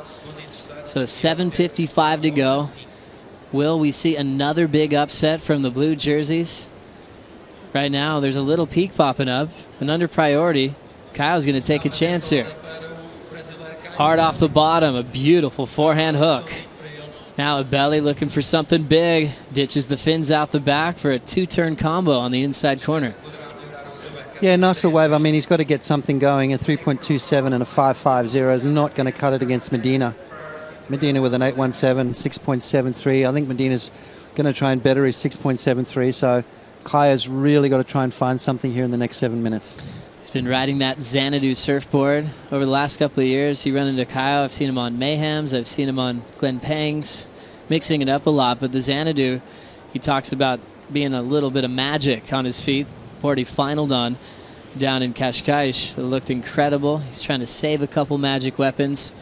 He says it's kind of tough to get one ordered off Xanadu. Sometimes these shapers are really busy. Well, come on, Xanadu. I mean, this kid's just about to go on the world tour and promote your product. So if I was you, I'd be getting in the shaping bay. No, he's, it's once you find those gems, it's hard to replace them. I know for a fact it's, even as hard as you can try with machines and all that other stuff these days, all the technology, it's still hard to replicate those good ones. Well, an exciting heat for Kyle just being in a big event, but he has a little bit more going on since he's done pretty well in the Portuguese Wave Series. Pete Mel's on hand. What do we have on the line here, Pete? Well, I was just going to announce pretty much if in this heat, if Kyle Abelli does not get through, that Kalohe Andino, he was just here, but he went to go grab his surfboard, that he is going to win that Cascais trophy and be the winner of the Portuguese Wave Series and $25,000. Didn't want to exactly let that know right before his heat, but ultimately that is it. It's a good thing to have that Portuguese Wave Series. He has 3 events here as we watch Gabriel Medina. Look for an error, guys. Look for an... Oh, he gaffed it instead. We like that, too. Anyway, that's what you wanted to give you an update on that. If Kyle can't get through this one, your winner of the Cascais Trophy, it would be Kalohe Andino. Thanks a lot, Pete. Fun to have a lot on the line with these great matchups. The Portuguese Wave Series, you get the best out of Azores, Cascais, which is down at Carcavelos and Guincho, and then also the best of this event. You take the best 2 out of 3 results to kind of help out guys that might not be in the CT. But Kyle got a nice opportunity, getting a call up as a wild card in this event and getting through some heats. As you see Andino, Pete was wondering if he's aware of that scenario. With him with a jersey on, that means round 4 is about to get started here, Potts. Yeah, we're going straight through, and why not? I mean, the waves are pumping. There's no time limits here in Portugal. A lot of other countries, there's a cut-off time. Here in Portugal, we could run till tomorrow morning if we wanted to. But it's we're going to try and get at least 2 hits done over the next round. And swell permitting, we'll see how far we can get tomorrow. But at the moment, we're full steam ahead. Waves are hanging in there. There's no wind right now. Light offshore. Here we go. Passing the 5-minute warning and packing a huge barrel. Getting blown out is Kyle Abelli, looking to ramp up. Misses the grab. But a huge number for Kyle Abelli is about to lock in under pressure. A bomb drop and getting puffed out. Are the blue jerseys going to come on top today, Potts? Well, what did you say? 11 out of 16 heats. Look at this wave from Kaya right behind it there as he pulled in. It was an amazing tube ride. Let's have a look at the replay. A little bit off balance right there. Late drop, pulls in deep, up and over the foam ball, gets spat out right there as deep as you want to get. If he had to finish that off, that was going to be well and truly up into the excellent range, but it is anyway. Let's have a look at it again from front on. This is the view the judges have. He's gone for all your money. You can see that blue jersey just there. Comes out nice and clean and puts his hand up in the air. Well, an 8.80 required from Kyle Abelli. Is he going to get it, Joe? It's going to be close. And if he does, well, he's going to keep himself in the running for that trophy, that's for sure. This is why Kyle Abelli says he loves to get barreled with the tide changing. We were wondering if it was going to get back to a tube fest, what we started off with early in the morning. And being a worthy wild card, trying to upset this world title race. Right when we were starting to say Medina could clinch the yellow if he takes out this contest, Kyle drops a 9.77. Wow. And sends Medina down to second, who now needs a 7.71 to take the lead. Well, let's not get carried away, right? That's kind of what Kaya's saying. At the end of the day, Medina, everyone's talking about him winning the event. Looks like Kaya snapped his leash or something. We'll get a backup board for him running down the beach right now, but we're talking about Medina winning the contest. Let's talk about Medina trying to win this heat first. A big 9.77, Joe. Wow, that's amazing. Huge score for Caio Ibelli. You can see the leash off his board. He's able to pick this one back up. Looks like it did snap there. And so he's going to run back out leashless for 2:30 on the clock. He already had a low score of a 6.10. And as he's left the lineup, Medina hasn't had a chance to answer back. 7.71 required by Gabriel Medina. Now, you know, you could probably bet your house on the fact that he could get a score like that, but time running out, a little bit of pressure right now on Medina. Tell you what, it's been a crazy day, Joe. Sure has. And Caio's had to wait a long time for a rematch since the King of the Groms way back in the day. Now doing it in epic Super Tubos. Medina now needs a 7-7-1. We talked about his form, his rhythm, how dominant he's been. He's been the man to beat every time he's shown up to a contest, basically ever since he made the final in Tahiti. And now Caio trying to get another one on the board for the blue jerseys. If he wins this heat, we're going to have to get a new scenario for the Portuguese Wave Series against him and Kolohe Andino. That's exactly right. I think it's going to be like round by round, I suppose. Gabriel Medina trying to find some clean water. There's a little bit of a rip tide, a little bit of a rip going straight out. Medina rolling the dice. Joe. Checking out this right. He'll snap the first section. A lot of drive as he's looking to ramp up. He coils up. Full rotation punt into the flats. Lands on his feet. His whole family screaming with excitement. Put pressure on him with the 9.77 from Caio, and Medina quick to show that he's still in fine form.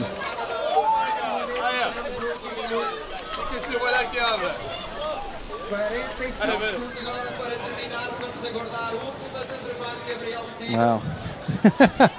I'm just going to sit back and let this one breathe, Joe. That was amazing. But Caio out the back with time ticking away, 35 seconds remaining, a few little waves approaching.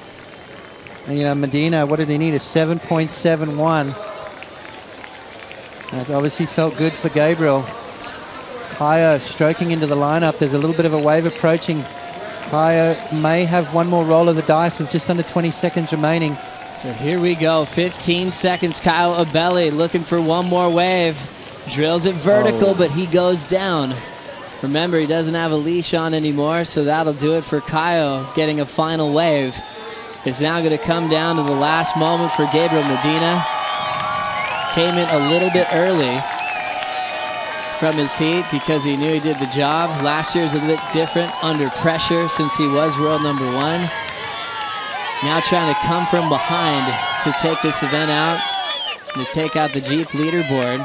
He had that snap to start, and it was a big error. Judges are still waiting to put in the number pots. How are you feeling for this result? I think he's got it. You know, let's try and rewind that wave. You know, it's a little speed check, race down the line. Did exactly what he did in France, just blasted the lip out and went flying through the air. Landed pretty clean too, so scores slowly dropping. And Medina, let's have a look at it right here. Judges are having a look. Snapped off the top, races down the line. He sees something down the line, and only Medina. Wow, that was a lot of distance covered right there. It wasn't a high one, but he traveled a long way down the line on it as well. And there's the score, Joe. It comes in at a 9.5, and Gabriel Medina with a massive full rotation punt on the back end gets right back in the lead and takes the win. Pete Mel's with him downstairs. Gabriel, you knew you were in a situation where you've watched a really crazy day unfold in front of you. And did you think it was going to be happening to you when you heard the 9.5 from Caio Ibelli? That one felt really good. I just feel blessed to get the last one. I was asking God, you know, just give me one more. And yeah, luckily I got that one, and I'm so stoked to get that one. And yeah, thanks God. That was pretty much God. And you got a chance now, if you win this event, to overtake the lead on the Jeep rankings. Yeah, I mean, today was a crazy day, as you say. Adriano, Mick. I'm not thinking about world title. I just want to do good. As I always say, you know, like I'm it's been working the way I've been surfing. I don't want to put pressure on me. I just want to go there and have fun. And yeah, that last one I didn't fall off because I wasn't with pressure. So that was a good test. It is a good test because you know that there's a bunch of pressure around here. You've got a crowd that loves your surfing, and it seemed your warm-up was a little bit different just in this heat before. Did you know the situation before you paddled out? Yeah, I was in the hotel watching, you know, and then I saw Jordan and Mick going down, and yeah, I watch everything, but I don't want to think about it, you know. I understand that. Yeah. I mean, this is a situation that you can learn now from this, right? And so it seems to me like you're embracing it. Oh yeah. Every day I'm learning, you know. Even with my loss and my winnings this year, I've been learning, and every hit I still learning, and that's how it goes. And I don't know. I don't know what I'm saying right now. I'm just don't think about whatever. I just have. You cannot script this. You cannot script this. Thank you very much, Peter Mel. Gabriel Medina flexing that World Championship form against Kyle Abelli to come back when he needed it the most and keeping his world title hopes alive. Medina moves on to round 4. And Andino clinches the Portuguese Wave Series. Much more to come here in Portugal right after this.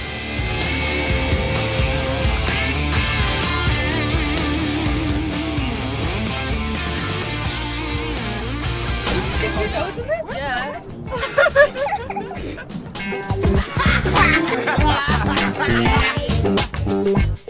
I just had a banana. It's pretty good.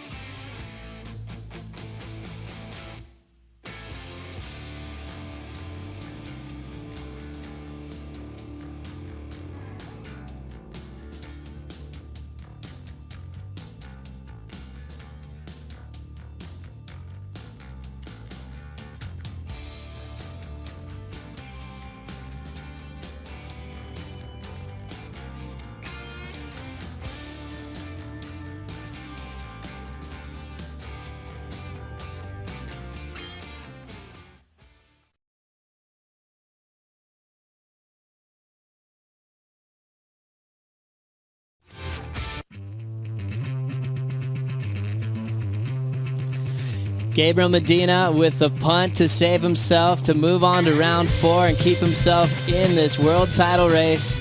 Landing in the flats, quick to celebrate that moment. He had to dig deep since Abelli had the 977 for getting blown out of the tube.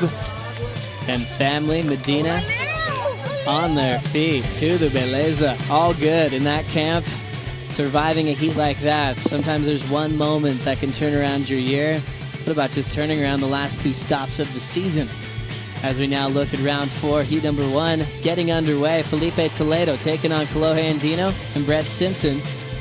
Toledo from Brazil now lives in Kolohe's backyard in San Clemente, and just up the road from them in Huntington Beach, Surf City, USA, Brett Simpson. So a lot of California in this matchup. Or during the break, we had Felipe Toledo get a dream start. Yeah, look at this wave from Felipe. Nice and clean, beautiful barrel right there from Toledo.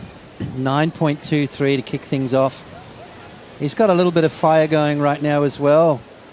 You know, he's got an opportunity to climb the ladder and put himself well and truly in the world title race. Double section right there. Nice and clean, just untouched. And those are the ones you love, Joe. Those are the barrels that really stick out in your mind, that you come out clean as a whistle.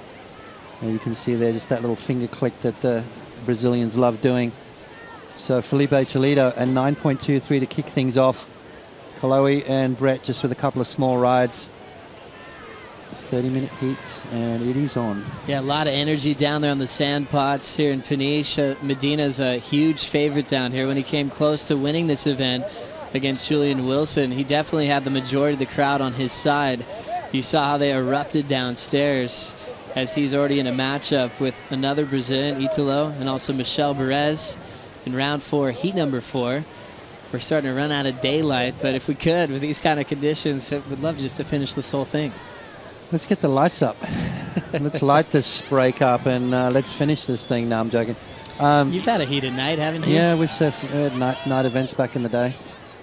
But no, just a great day. And as you said, we're losing some sunlight, but action's still thick and fast. Toledo with the big wind-up, tail high, full rotation punt, and he stomps it.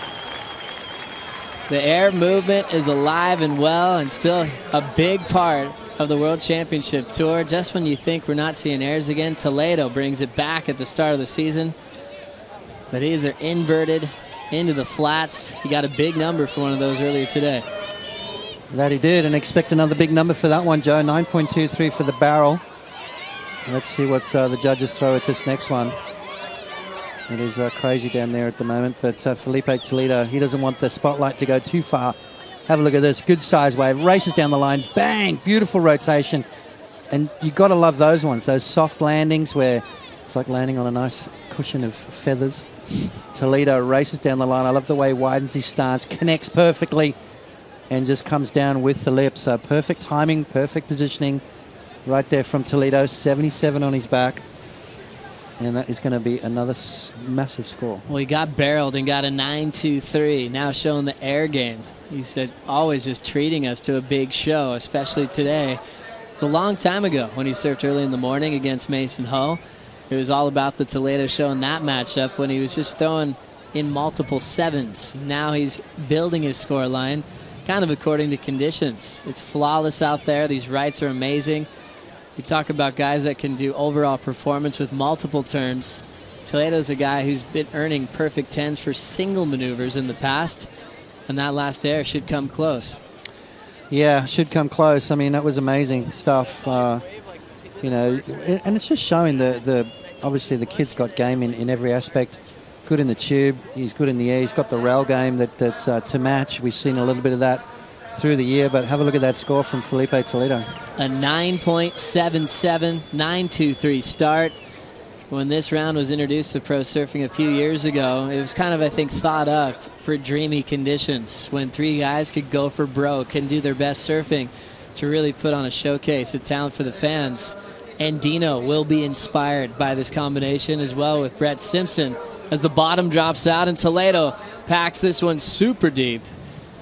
But he'll take that one down to the bottom. What an amazing start. One of the best starts we've had for a heat today. Yeah, well, one of the highest two-wave totals as well, Joe. 19 points for Felipe Toledo. He can come in right now. Well, how was your last 5 minutes, Potts? Crazy, Joe, crazy. Yeah, it's just a fantastic day of surfing. I mean, we've seen all kinds of stuff go down.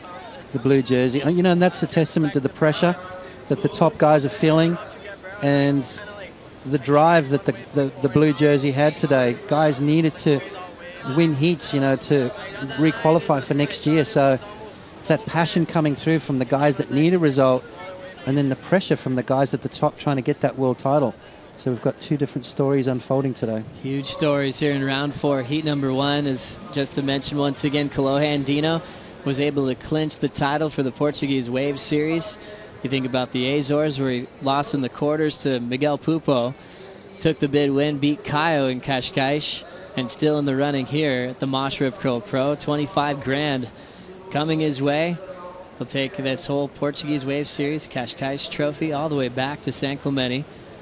Thing was, before that win he had in Cascais, actually previous in the Azores, he got on the phone with his dad, Dino. He was telling his dad, he's like, I'm kind of over airs.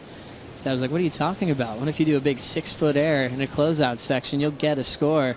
I think Kolohe was sort of trying to adjust his surfing to where he thought the scoring was going, where sometimes his airs weren't getting scored big time. And he shows up in France as well, did that huge slob to take out Kelly. He's been showing us a lot of airs in the last couple of weeks. That he has.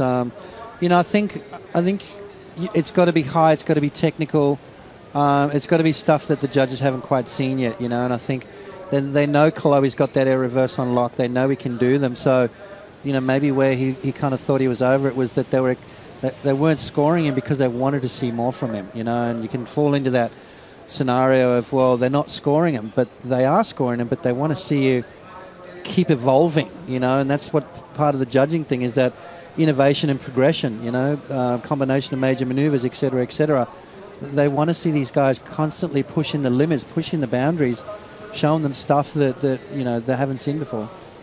So true. Now at 23 and a half on the clock, you can kind of think about the scenarios for this exciting world title race. In the last heat, we were talking about Medina being number 5 on the Jeep leaderboard, but also a lot on the line for Toledo. If Toledo can go all the way in this contest and take out a win, he would move all the way from 6th into 2nd. A couple of little different things going because Medina's still in the running, but we'll keep you posted. A lot of speed on the back end for Toledo. Big tail high backside air reverse attempt. Flies away, but came close to another huge number. Still 23 minutes on the clock in this matchup, Potts. Can we just say, come on in and relax, young man. Just rest. Save that board. Save your energy. Got a lot of work ahead of you, but yeah, 9.23977. Brett Simpson just dropped an 8.60, by the way, and that's still, he's still got himself in a combo situation, so. Very true. As we check out the Jeep leaderboard, the shaded names are out. So you're looking at the top 4 out of the contest before the quarterfinals, catching up to Andino making a tube into a throw tail reverse for a finish. Get you caught up with Simpo's 8.6 and Andino's last wave as they're fighting back. They definitely don't want to leave this heat combo. No, they don't. There's pride on the line right now. All these guys are good in the air. They've seen Toledo just drop 2 bombs on them. And they want to try and answer back. Brett Simpson doing a great job of doing that. 8.60. Chloe Andino, here we go, driving through this beautiful barrel. Comes out nice and clean and then finishes off. This is what you got to do, Joe. You got to not just get the barrel now. You've got to make sure you tag it with something good at the end as well. So Chloe Andino trying to get himself back into this heat. It's not over till it's over, right? There's still plenty of time. 121.45 remaining. And another good score from Chloe, just about to be locked in. So these guys trying to build to break the combo. We sometimes see guys get really epic starts to heats. This one of the best of the contest with a 19-point total for Toledo. Potts, in your time, have you seen anyone come in early with still 20 minutes on the clock just to follow the heat? Yeah, I have. Can't remember who, but I've seen guys, really just dominate a heat and come in with few minutes left, 3 or 4 minutes remaining. Just in that situation of, well, I'm not going to do any better than that, so let's just see what you've got. And it almost puts pressure on your opponent too, thinking, wow, he went in, and kind of throws them off a little bit, I personally wouldn't do it, but, in this kind of situation, you got to think, well, does he need to improve his situation? Does he need to try and better a 9.23? In the rare chance he might snap his board or hurt himself, what has he got to do to better a 9.23? Something pretty crazy. And he definitely wants to do it in front of a big crowd like this. Toledo's roll started with a big U.S. Open win. He was surfing through that event with an ankle brace on a couple of years back and ended up in a final with William Cardoso. He said his confidence was building every heat win. Kind of said when the first round happened that he was probably at about 60% with his ankle. Kept surfing through and it felt solid. He was even doing airs, little air reverses. Not big, gigantic full rotes like he's been doing this season. But he ended up taking a huge win. It was monumental, the first win he ever had in his career. Won the event in Brazil after. Then picked up 2 major wins in a season. But then also the winning feeling transferred to the championship tour. And he finished the remainder of the year with quarters or better, starting with lowers all the way to pipeline. Yep.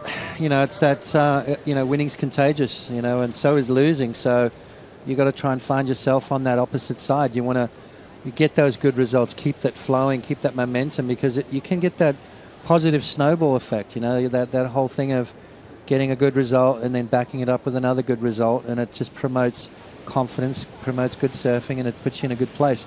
On the flip side of the coin, you get a bunch of bad results in a row, and all of a sudden, before you know it, struggling to stay on tour. So you'd want to get those good results. You want to get those wins. And when you do, you want to make sure that you can, keep that going. That's right. We're looking at the numbers. Andino with an 8-point on his last.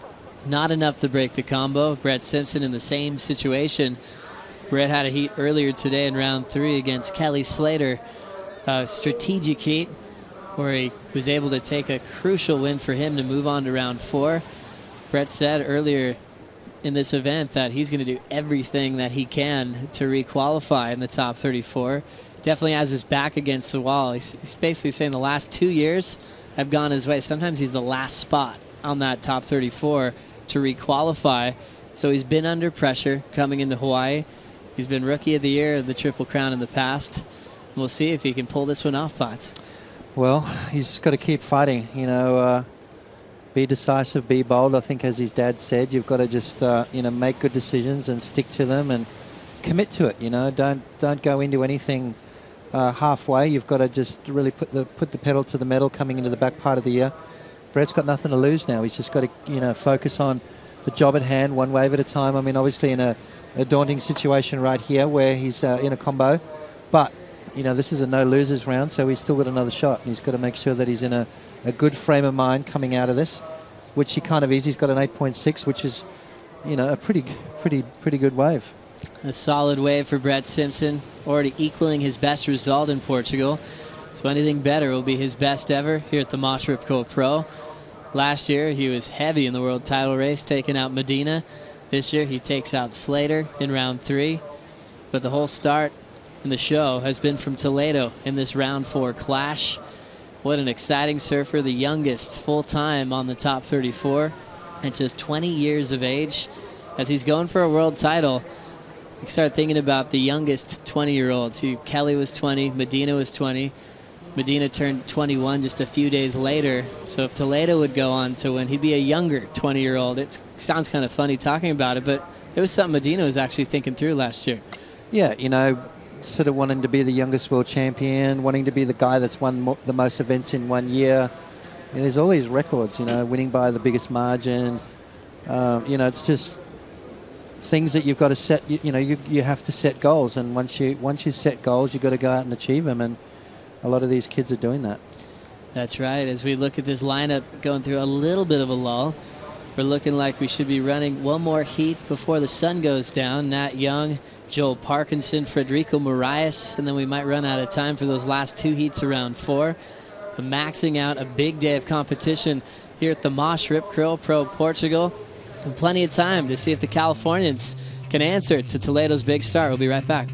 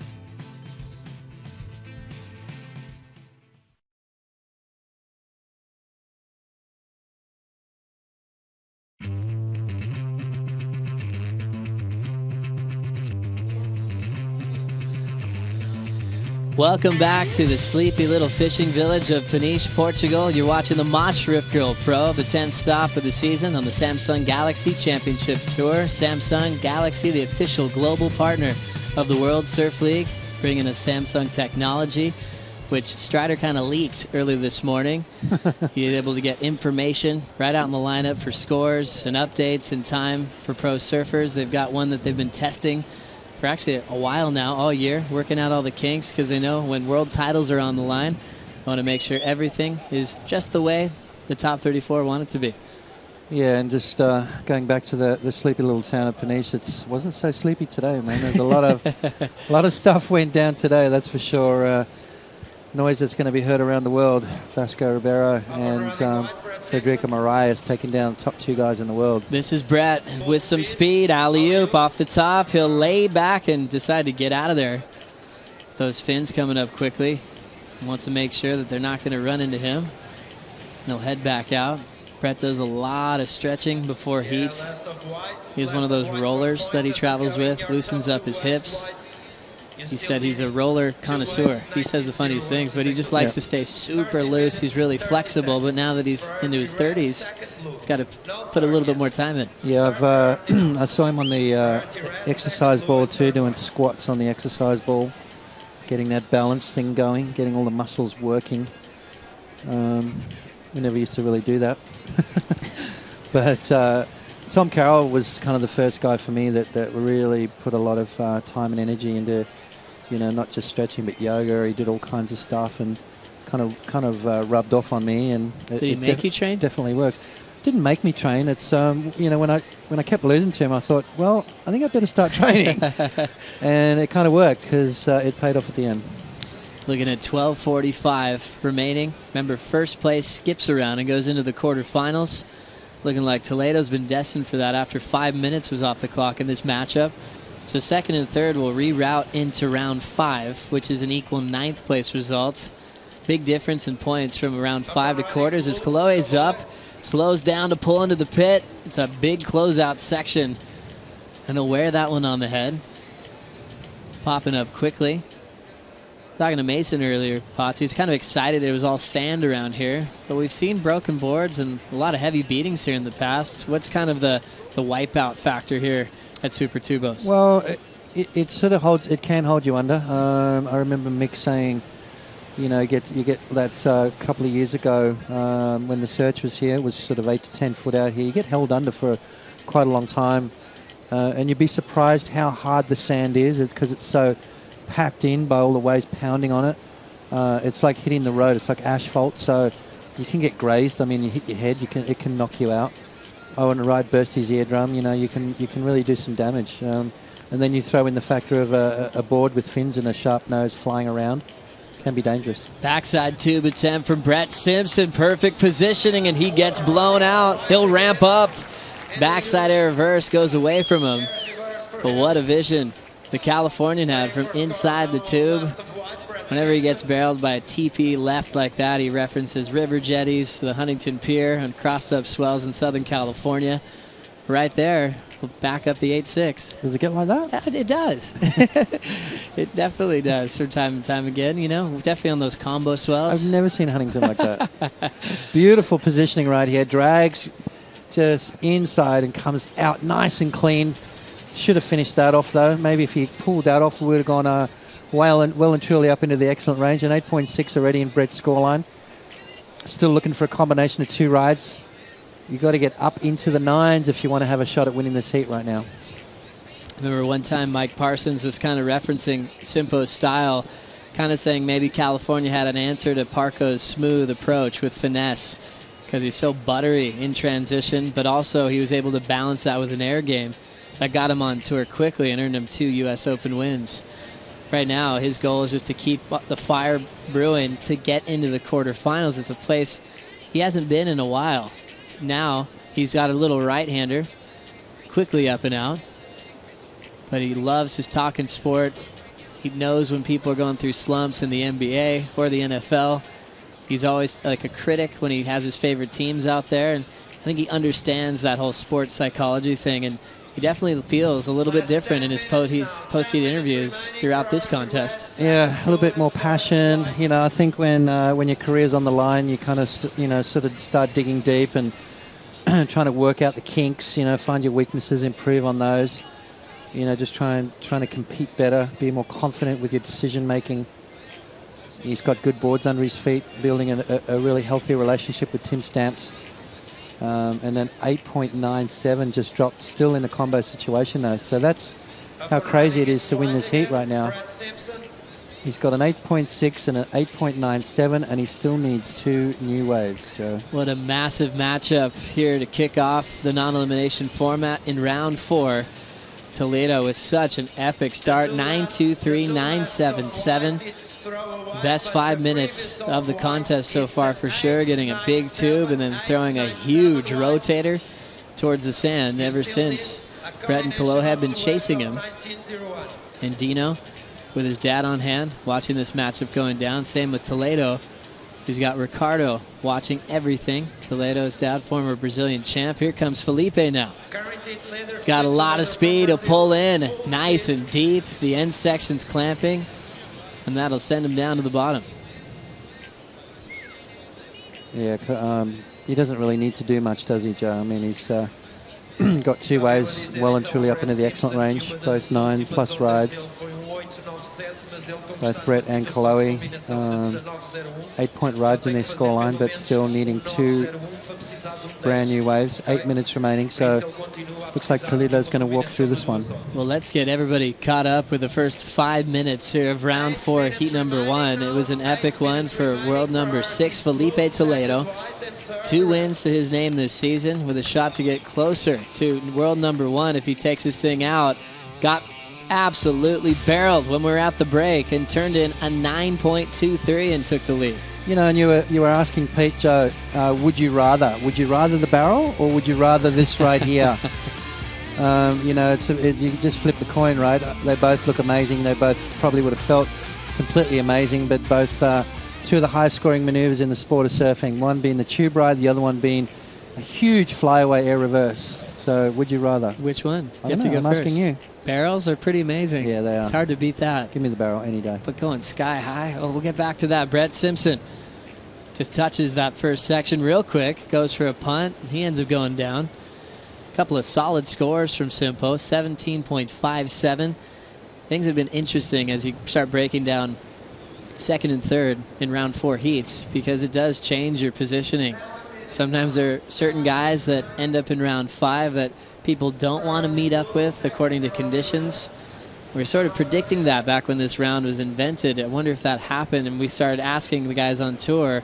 Certain guys would definitely say it happens more often than not, where a guy will actually try to get third or hope to get second just to trying to set up that matchup in round 5. Yeah, I remember going back to mixed world title at Pipeline the day he won. I think he dropped in on his last wave, which put him into 3rd place, and he ended up surfing against trying to think. It put him in 3rd place, which actually gave him an easier draw going into the next round. Could have been to avoid John. That's probably it right there. As we look at some of it can be strategic, but these guys really do want to win heats. Kolohe throw tail reverse, trying to get himself back in this matchup as we hit the 6-minute mark. Toledo 19-point total, has been standing ever since. He's taken a couple of looks. He hasn't needed to do much. Remember, Andino got the 8 a while ago. Let's see what Kolohe did out the back. Yeah, good size wave here from Kolohe. Drives through the barrel, comes out nice and clean. This is better from Kolohe, and then does that. Oh, that's what you got to do to get yourself out of combo situation. Is that going to go up into the 9s, Joe? He's looking for a combination of 19.01. Big scores dropping for Kolohe and Andino.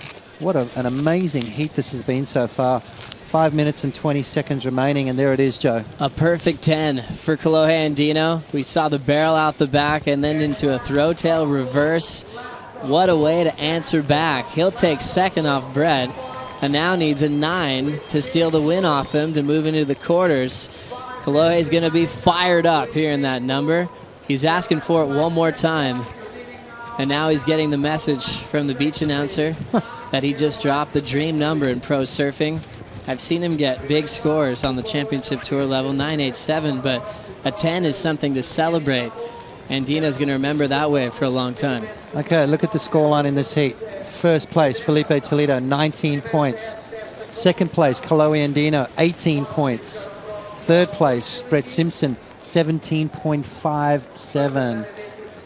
That's a lot of points gathered in this heat. It's a super heat. This is what we wanted to see in round 4.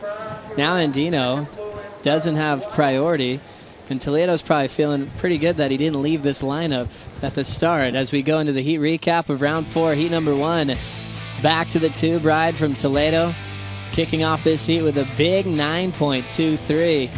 He can transition through the flats without even trying, got the bonus hack on the inside corner, and then went to the sky. A lofty, tail high, body torque, in the sky, full rotation punt to get the 9.77 in the lead. Yeah, perfect landing there. Colo Andino takes off late, drives through the barrel. Look at that thing, just opens wide for him, comes out and straight into an air reverse. Colo Andino drops the first 10 of the day and gets himself back into the heat, looking for a 9.0 with 3 minutes 35 seconds remaining. Locking into the barrel is Toledo. You can still see the red jersey trying to punch free, and he's down. Well, bit of rain falling, Joe. See the umbrellas are up. Looks like some clouds coming through, and this is an incredible heat right now. A massive heat with Toledo with a solid lead, but Kolohe with the comeback. Well, I'm trying to think back to a 10 Kolohe's had with the CT jersey on. Remember when he got down at the Mr. Price Pro Toledo a couple years back for a crazy barrel. Been thinking about a 9.87 he had here for a big air. That was huge for him at the time. He was saying that was the highest number he's had on the championship tour. But now all judges saying 10s for the barrel. It's a reverse combination. Brett's now back in third with still some solid, excellent range scores. Third place right now with a 17.572 total. Enough to win the heat, a lot of heats today, but not the one he's in at the moment, because second place Kolohe with 18. That's enough to win pretty much every heat today, but not to be. Felipe Toledo with 19 points at the moment with a 9.77, a 9.23, just over 2 minutes remaining. And this has been definitely worth the wait. And an exciting heat to follow with heat number 2 on deck. Nat Young, one of Chloe's best friends on tour, takes on former world champ Joel Parkinson. Local boy Federico Moraes. We're getting word from the local news stations that the football or the soccer won't be headline news today. It's going to start with the surfing with a backside tube effort from Andino as he tries to make the exit.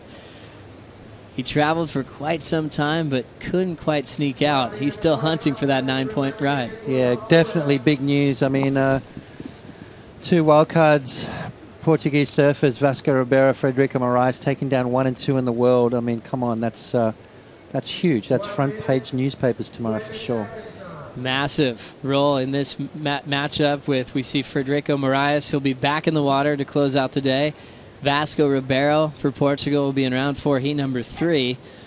An exciting one for him. He'll be surfing with Keanu Asing and also Jeremy Flores. Here comes Brett entering the final minute. He'll just blow the fins out into the beach. He'll take that one in. Comboed at the moment. He'll be trying again in round 5, which could happen as early as tomorrow, Tots. Well, fingers crossed, Joe. We got a little surprise today, didn't we? I'd no idea we're going to actually get this much done.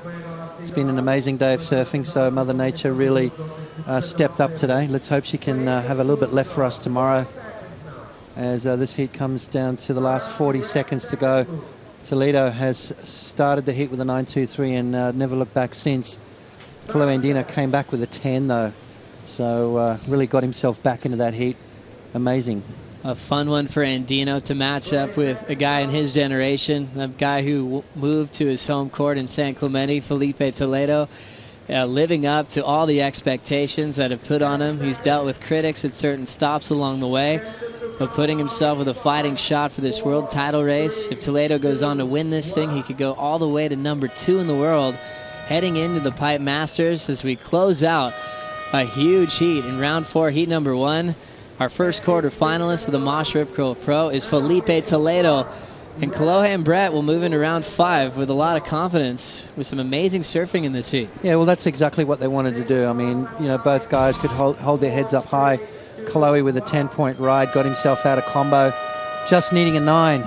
Just. That was a crazy heat and one I thoroughly enjoyed, Joe. An epic one there. Maybe another vote for Heat of the Year. One more matchup to follow before we close out the day. Nat Young takes on Parco and Federico Moraes. We'll bring in Ronnie Blakey and Ross Williams for the call.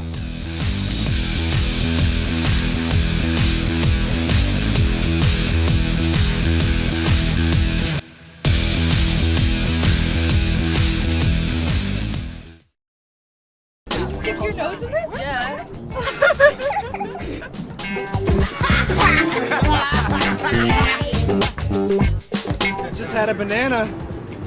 It's pretty good.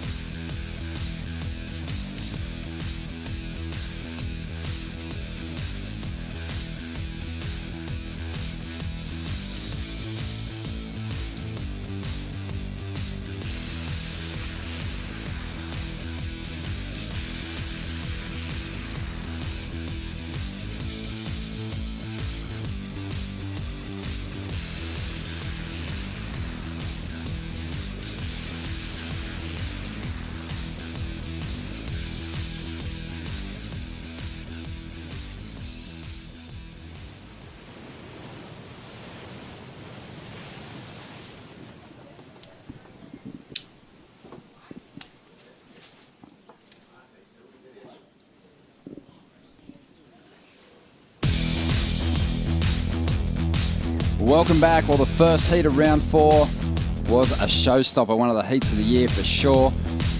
Felipe Toledo, Andino, and Brett Simpson going absolutely loony out here at Super Tubos, and we're now setting up for the second heat of the 4th round, looking for another quarterfinalist out of these 3. Nat Young, Joel Parkinson, and Frederico Morais doing battle here in the last heat of the day, a day of upsets. Don't forget the post show, the WSL post show is coming up after this heat. Joe Tepel, Pete Mel and Strider Wasilewski will be going through all the big upsets, and of course the clutch performances. Gabriel Medina, none bigger than his 3rd round effort against Kyle Belli. So much to dive into, and certainly a lot of highlights from the first heat of round 4, Ross, but this heat is shaping up well with good conditions on offer. Yeah, that last heat was crazy. You know, so at that low tide, these waves have just kind of gutterballed out, producing some really nice barrels. So these guys know exactly what's on hand. They're going to be looking for those corners to get behind the curtain. Extending the time for these round 4 clashes to 35 minutes. Plenty of opportunities for these competitors. No major scores locked in the opening minutes of this battle. Just a throwaway for Nat Young, 0.93. Joel Parkinson with a 1-point ride. And Morais with priority, hasn't taken a wave just yet, but won through the biggest heat of his life in the 3rd round. Let's see if he can keep the roll alive. The 23-year-old from Kashkosh. I struggle with that one. Kashkosh. There you go. He is on fire in front of this hometown crowd. And for you folks at home, if you're thinking, wow, it looks kind of dark there, that's because we're only about 45 minutes away from sundown. So we're running late into the evening here, and that's because the waves are good and there's a storm coming. We got all kinds of sketchy wind on the horizon, so we are taking full advantage of the conditions. Well, Joel Parkinson, easily the most experienced competitor in the top half of the draw, 34 years of age. His 15th year on the championship tour. He's up against Nat Young, the 24-year-old, in 10th position on the ratings. This has been a good hunting ground for Nat as far as big results go. Had a runner-up finish here a couple of years ago. But Joel Parkinson, despite not having a victory here in Portugal, this is, in recent times, it's become one of his pet events. He's had 3 semi-final finishes here and a quarter-final. As we see Frederico now using his priority. He finds the barrel deep in the tube, still running. He gets spat out. And what a way to start the heat. Every time he's pulled the jersey on in the Moche Rip Curl Pro in 2015, he's gone out there and found a really solid first ride. What an amazing way to just inject some energy back into the crowd. It's getting dark. Temperatures are starting to go down a little bit. We even had some rain. Everyone's busting out their umbrellas. And Frederico setting the crowd back on fire with a really nice barrel. He liked it. How's the claim? Watch this thing gut out right there. Pretty hollow with that lower tide. He was way deep. And that wave got cleaner as it got longer. So right when you saw a little bit of friffle, it went back into clear water. Watch the second half of this barrel. A little bit of chunder he had to go through, and look how clean that thing. Just spit him right out. It's going to be a big score. Chunder that he had to go through. He's got some chunder on his back as well. That wave just vomited on him. And down the line on the left-hander, we had Joel Parkinson and Nat Young up. What's going on there? We'll see in a moment. But we're waiting on the number to come through for Frederico Moraes. And it's going to be a good one for sure. I wonder where it'll fit into the scale. Just based on what we saw in that first heat, we did see some of the best barrel rides of the contest in the first heat of round 4. So just, I think the judges having another look at it. It's true. I mean, it's the first substantial score in this heat, so they could make it mild. They could come in hot with it. I mean, the waves are pretty good right now, but I would say that's definitely on the top side of the scale for sure. He started his heat against Mick Fanning with a 9-point ride, a 9+. I think it was a 9.13. And he never looked back. He held the lead from the outset, took it right to the final hooter. And let's see what unfolds here. His rivals, they had a couple of waves before him, but both of them are hanging on to throwaways at this stage.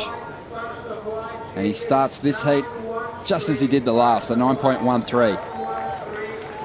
He's got priority again.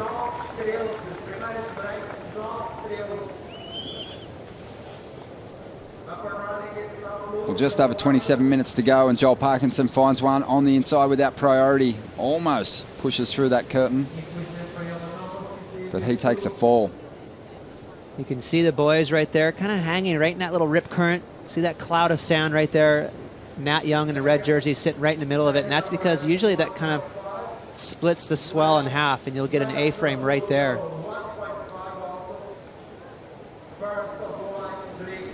Just under 27 minutes to go, and after one of the best performances of the year in the 4th round, Felipe Toledo's charging on through to the quarterfinals. He's with Chelsea. I don't know how he still has energy in the tank. He's just as excited about this heat as he probably was about his own. You were the first heat in the water and one of the last heats of the day. You got to see all the storylines play out. How did you keep up the momentum, and how did you not let it, throw you? Yeah, that was a long day. And also a big day, big upsets too. I was down at the beach here watching everything. I watched Amika's heat and also Adriano's heat. And I was, I don't know, speechless. I was like, oh my God, this is heavy. But I just put in my mind like, okay, now it's my time, So I have to do everything right, I'm gonna put everything I got in this contest, so I can get like a good result and be like closer than to the top 2, Adriano and also Mick.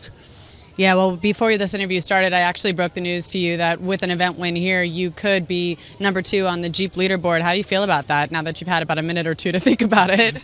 Yeah, I didn't know that, but it's pretty awesome. It's like a motivation, so that's my goal, to win the event and get jump to the 2nd and go to Hawaii, trying to take the world title. And lastly, just a little bit of fun during your heat. We were playing a game of would you rather be in a barrel or would you rather be in the air? You did both. Can you answer it? It's hard. I like to do both. I was like watching the heats, and I was like, oh, I want to get barrel. I was talking to my buddy with Miguel. I want to get barrel. It's like it's so fun. Looks so fun, and like the wind is perfect for us too. So why not both? And he did exactly that. Congratulations. Go get some sleep. You've earned it. Yes, I will. Sending it back to you, Ronnie. Thanks, Chelsea.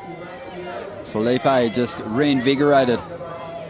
I think after Owen and Julian lost out in the 2nd round There's a lot of people out there probably thinking, oh, well, it looks like it's going to be a race between Fanning and De Souza going into the Pipe Masters. Well, with them falling out of the draw in round 3, Felipe, Gabriel Medina still alive in this contest. Felipe already through to the quarterfinals.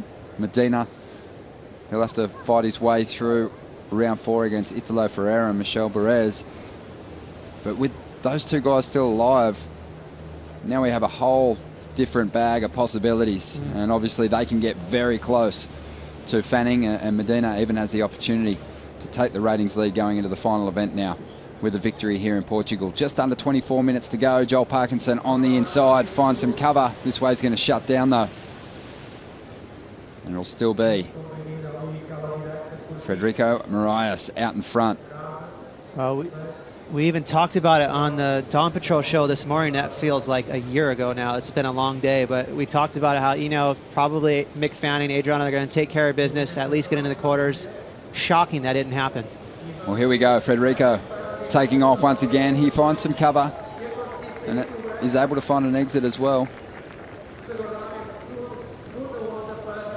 It won't go near his first score of 9.13, but it'll be a tidy backup.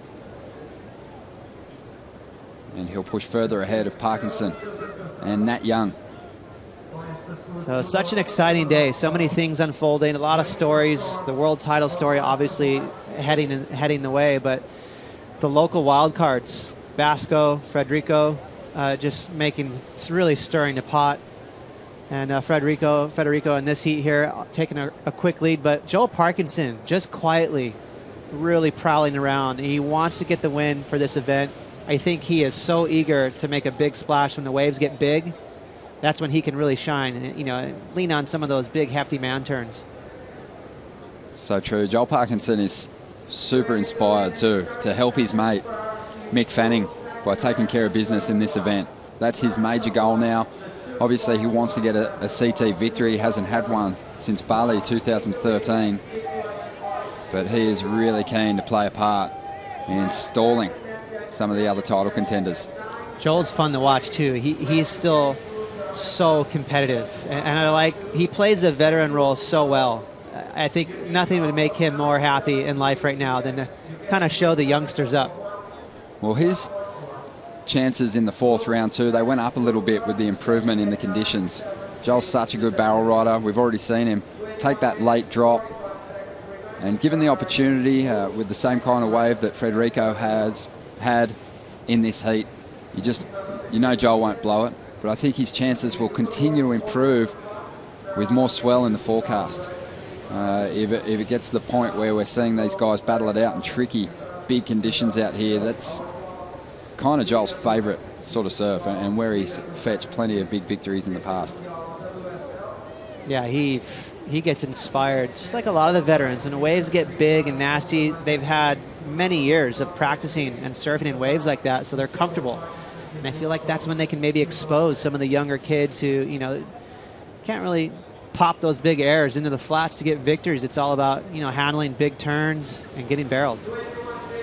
21 minutes remaining. And saying that, I've got to say the first heat of round 4, you know, you're kind of looking at conditions, kind of reaching that point where maybe those big airs aren't as achievable, and all those young guns, they stepped up in a big way. They were planning huge airs on big sections. Medina, Felipe, Kolohe and Andino. That was some of the best surfing that we've seen this year, the combination of barrels and airs. Agreed, yeah, so impressive. And how's the heart that Gabriel Medina showed? He had such a tough heat. He was up against it with Caio and came back with a giant score. That was impressive. I thought that the huge disadvantage for Caio was breaking his leg rope and just losing his place in the lineup for a moment. Medina, he had an opportunity just to kind of find his place out there without the pressure of someone without priority pushing him into waves, and it sort of really opened the door for that last ride. And for Joel Parkinson, who, you know, we're talking about, he's going to be inspired by bigger surf, or he thinks maybe he could, you know, possibly flex on some of the younger kids. Gabriel Medina is not going to be that guy. He is so good in big surf as well. Very well-rounded, so maybe even still the favorite when waves get bigger. Well, Joel has found himself in a favourable draw too with the competitors that he's got in this heat. Because Nat Young, he's definitely more of a power surfer than an aerial surfer. I think Federico Moraes, it's fair to say that he relies more on his power than his air game. So that puts Joel right in this one. And if he can get the combination of good tube rides and some of those smooth rail turns, he'll put some big numbers up.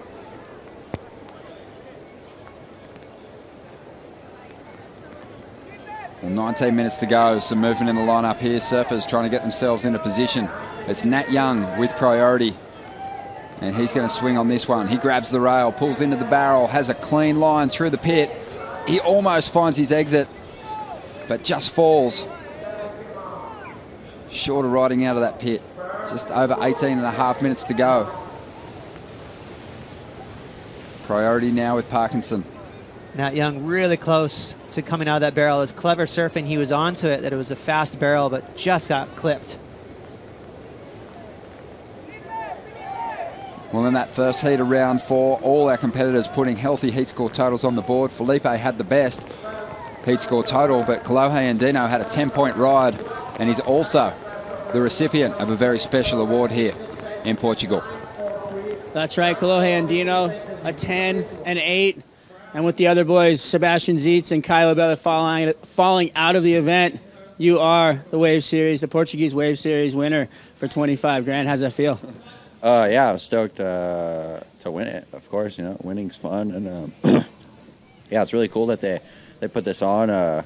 You know, it gives someone an opportunity to win some extra cash, and also, you know, have some of the CT guys do the primes. And luckily, I won in cash, and that, you know, made it pretty hard for me or for the other guys to win. So yeah, I'm super stoked. The waves are, you know, on a level from 1 to 10. Some of those tubes out there obviously scoring in pretty well. Where are you giving them? Riviera is like an 11 out of a 10. Yeah, I always compare everywhere to where I'm from, and you know, it's pretty hard to find waves that are worse than where I'm from, even anywhere on this tour. So I'm stoked.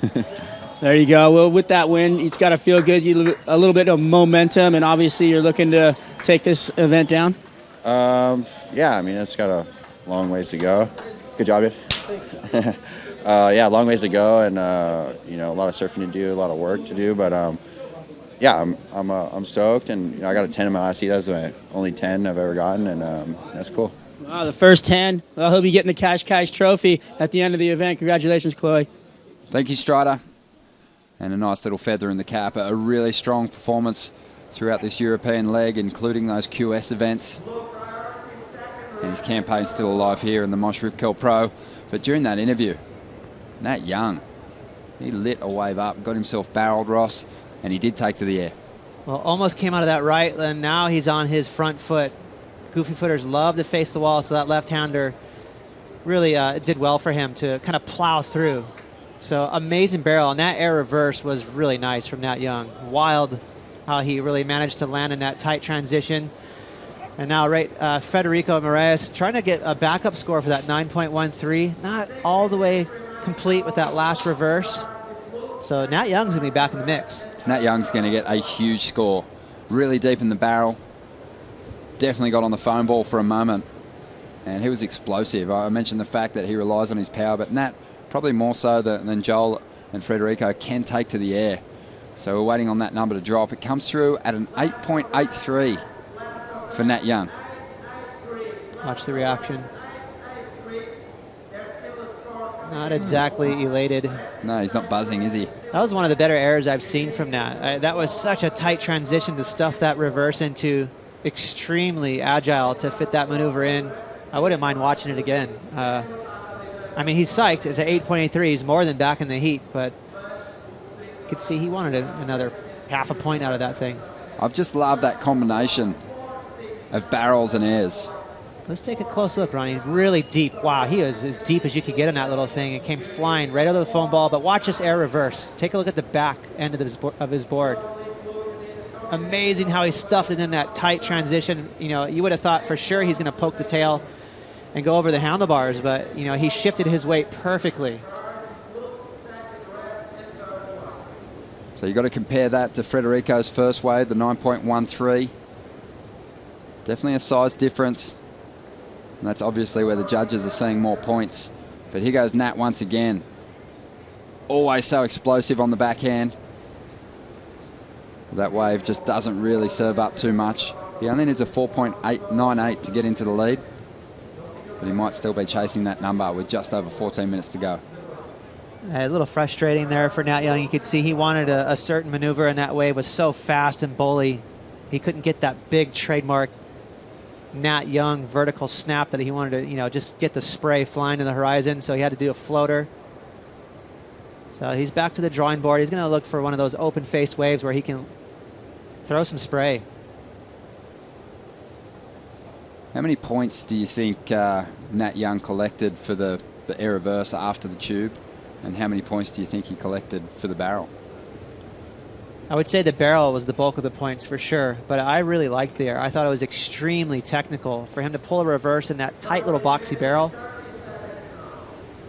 I really liked that air, but I'm guessing the judges gave him the most of those points from the tube ride. Well, here goes Nat again, without priority, willing to have a look at a couple of these waves. I kind of like doing that sometimes, just sort of. You take the air reverse off the tube, off the ride completely, and just judge that barrel. It was still going to be a decent number. Yeah. So then you start to ask yourself, how many points can you add by combining a maneuver into one of those rides? Yeah, it's a great way to dissect the wave. Well, I guess the other thing you got to do is think, what if Federico had got a section on his ride and done a decent turn?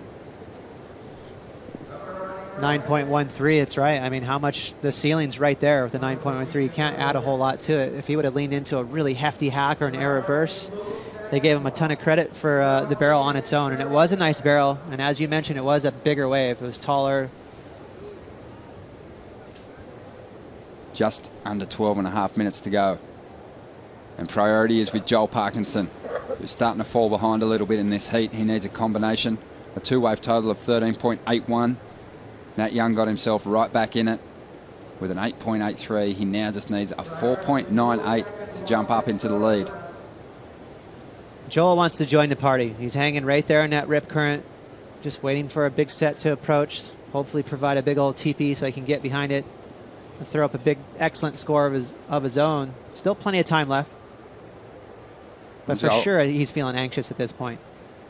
Joel's had a shocker year, but he's also been carrying an injury throughout the season in Tahiti. He tweaked his neck, had a bit of a bulging disc in his neck, and he was lucky to even pull the jersey back on after hurting himself because he could barely get into the position to do some backhand tube riding. He could barely turn his head in that direction over his left shoulder. But here we go. This is Federico now. Without priority, keep him busy. Looking to drop a 4.67 to push further ahead of his rivals.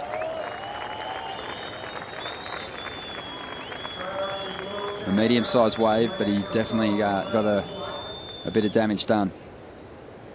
I'm pretty, I think it's interesting how Federico, he's really traversing back and forth, up and down the sandbar, looking for open face wave, and he's found it. This is down to the south a little bit more. Nice start, vertical snap. I like that he was able to mix it up. That's rare right now with the low tide. He was actually able to open up into a carve on that second turn. The judges will like that, so that's going to be a solid backup score, starting to tighten the screws a little bit on the boys. Just over 10 and a half minutes to go. We're waiting on those scores to come through for Federico. He gets an 5.83. So Nat Young now after a 6.14, and Joel Parkinson's requirement growing, but Joel paddling into a good size set wave, and some frustration that one just doesn't hold open. It shuts down on the sandbar and he kicks through the back. So just over 10 minutes remaining. Nat Young took the left on the same wave, and he found some cover. Needs a 6.14. He's still working this one over Ross.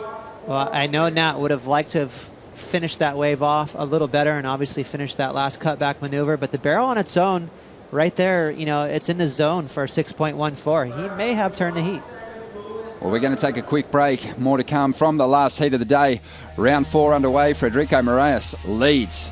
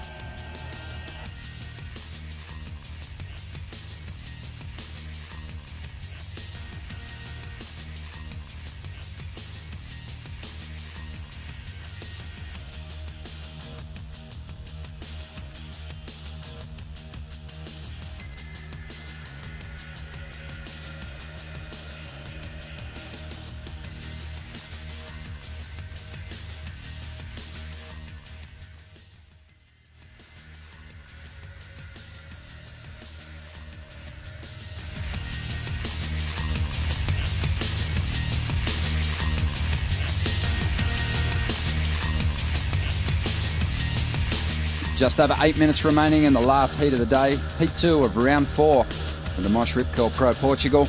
And Frederico Moraes is holding on to the lead with a total of 14.96 for 2 rides. Nat Young is chasing a 6.14. Joel Parkinson, he's been after a 2-wave total of 14.97 for some time now. There's still a little bit of time for Joel to turn this one around. But no matter what, whoever gets second and third in this heat's going to get another shot at it in round 5. The winner going directly through to the quarters. We've already found one quarterfinalist, Felipe Toledo, who improves his title chances by staying alive in the draw here.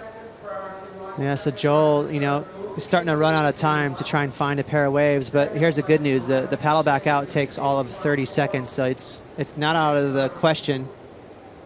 Well, here we go. Moraes using priority on this wave. Good sell from Nat. That one shuts down. Nat Young got a nice throaty little barrel, but couldn't come out of that last cutback to finish that wave off. It may have made the difference for him. Got a 5.67, so still requiring that pesky little 6.14. Those can be tough to find. And what do you think's happening to the conditions out there at the moment, Ross? It improved. Definitely seemed to be at its best for the first heat of round 4, but as it drops, what's going to happen out there? Well, it's becoming the old case of feast or famine now. You know, you get those big A-frames where you can get a big old throaty barrel, get spit out and get an excellent score, but it's tough to find those backup numbers now.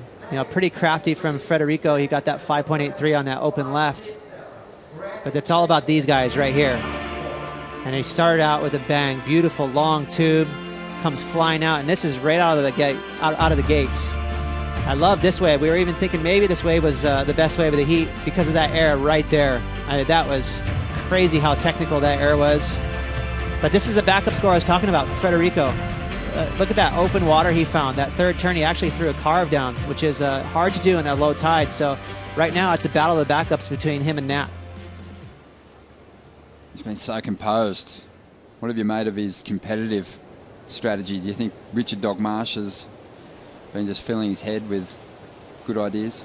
I think Richard Dogmarsh has definitely been a factor today. But, you know, keep in mind, Frederico, he competes all year long on a QS, so you know, I know he's a wild card, but he's used to competing, and now that there's priority on the QS Tour, they're used to taking turns, and you know, they're not just scrambling around like they used to a few years ago. So even though he's a wild card, you know, he's come in with a bit of a campaign. Just over 5 minutes remaining now. And Nat Young with priority. He's just keeping alive in this lineup, moving around.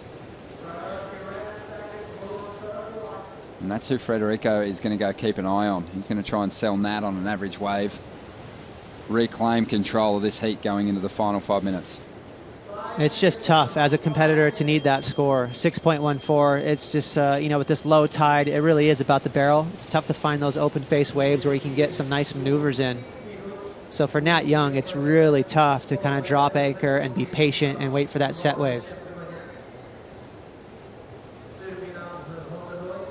I think he will just dig his heels in though and put it all into one of those quality set waves. I don't think he'll take anything average at this point. He has to. That's just the way the conditions are right now. There's not those nice medium scores on offer. Not very often. And again, that 5.83 from Frederico, he really had to sniff that thing out. And Frederico is only looking to improve on a 5.83 himself, so he doesn't need a huge number to push further ahead. It's getting to that point now where Joel Parkinson's out of it. And he's moving away from those competitors.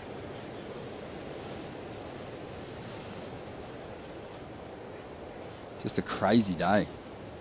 So many big stories coming out of day 6 here. So we see a nice little insider standing up, Joel Parkinson, on the right side of the peak. And he tucks in. He's going to find some cover. Gets the exit. That'll be Joel's best wave easily. Looking to break combination here and give himself a shot coming into the final 3 minutes. You can see Nat Young, he's the one that is really fighting for that medium score, and he didn't even look at that wave. Basically, he's a goofy footer. I think he was looking to get behind the peak on a left-hander, so he let that wave go, but that was always going to be a tough wave to try and find a 6.14 on. For Joel on the other side of the peak, got a pretty good little barrel. So, you know, it's probably going to be a medium score. Not sure it's going to be enough to break the combo. Maybe just.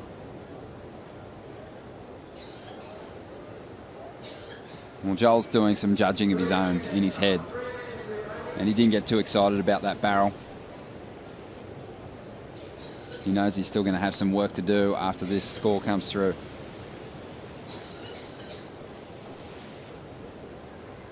He gets a 5.93. A 5.93 for Joel. So he's now chasing a 9.04. He's given himself a shot with 2.5 minutes here, Ross. And now he's going to be more than happy to kind of just drift over there on his own, be a little bit sneaky. Nat Young's starting to really scan the horizon in the last couple minutes.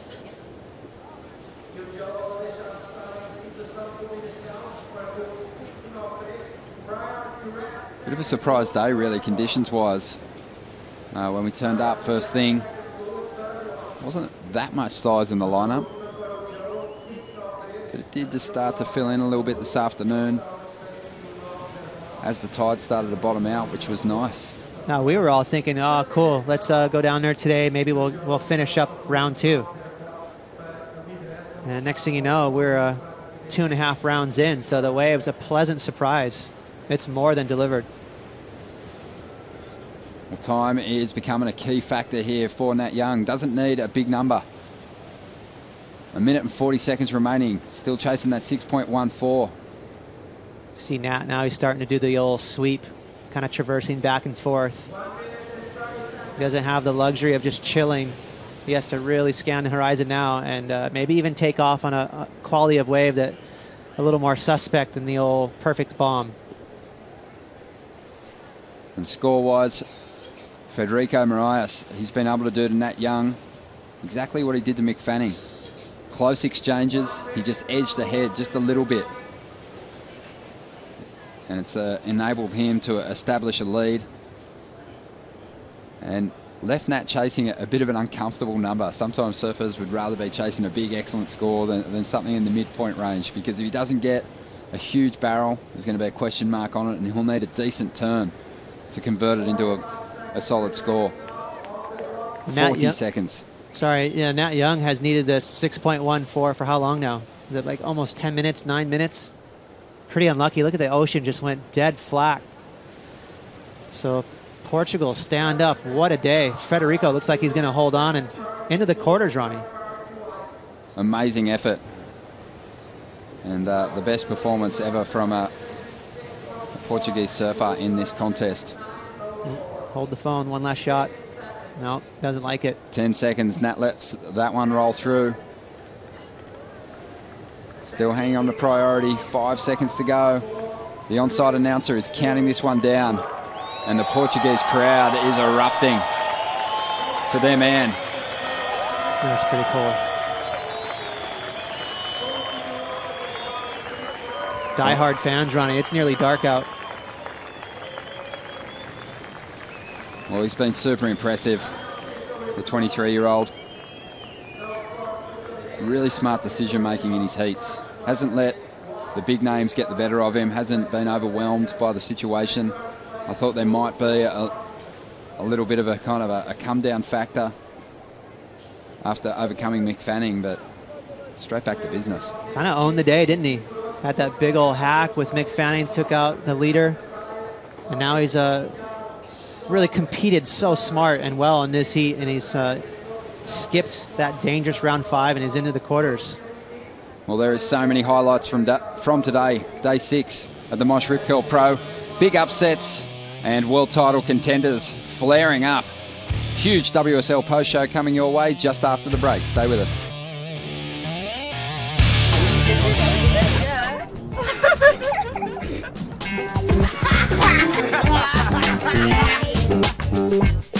Just had a banana. It's pretty good.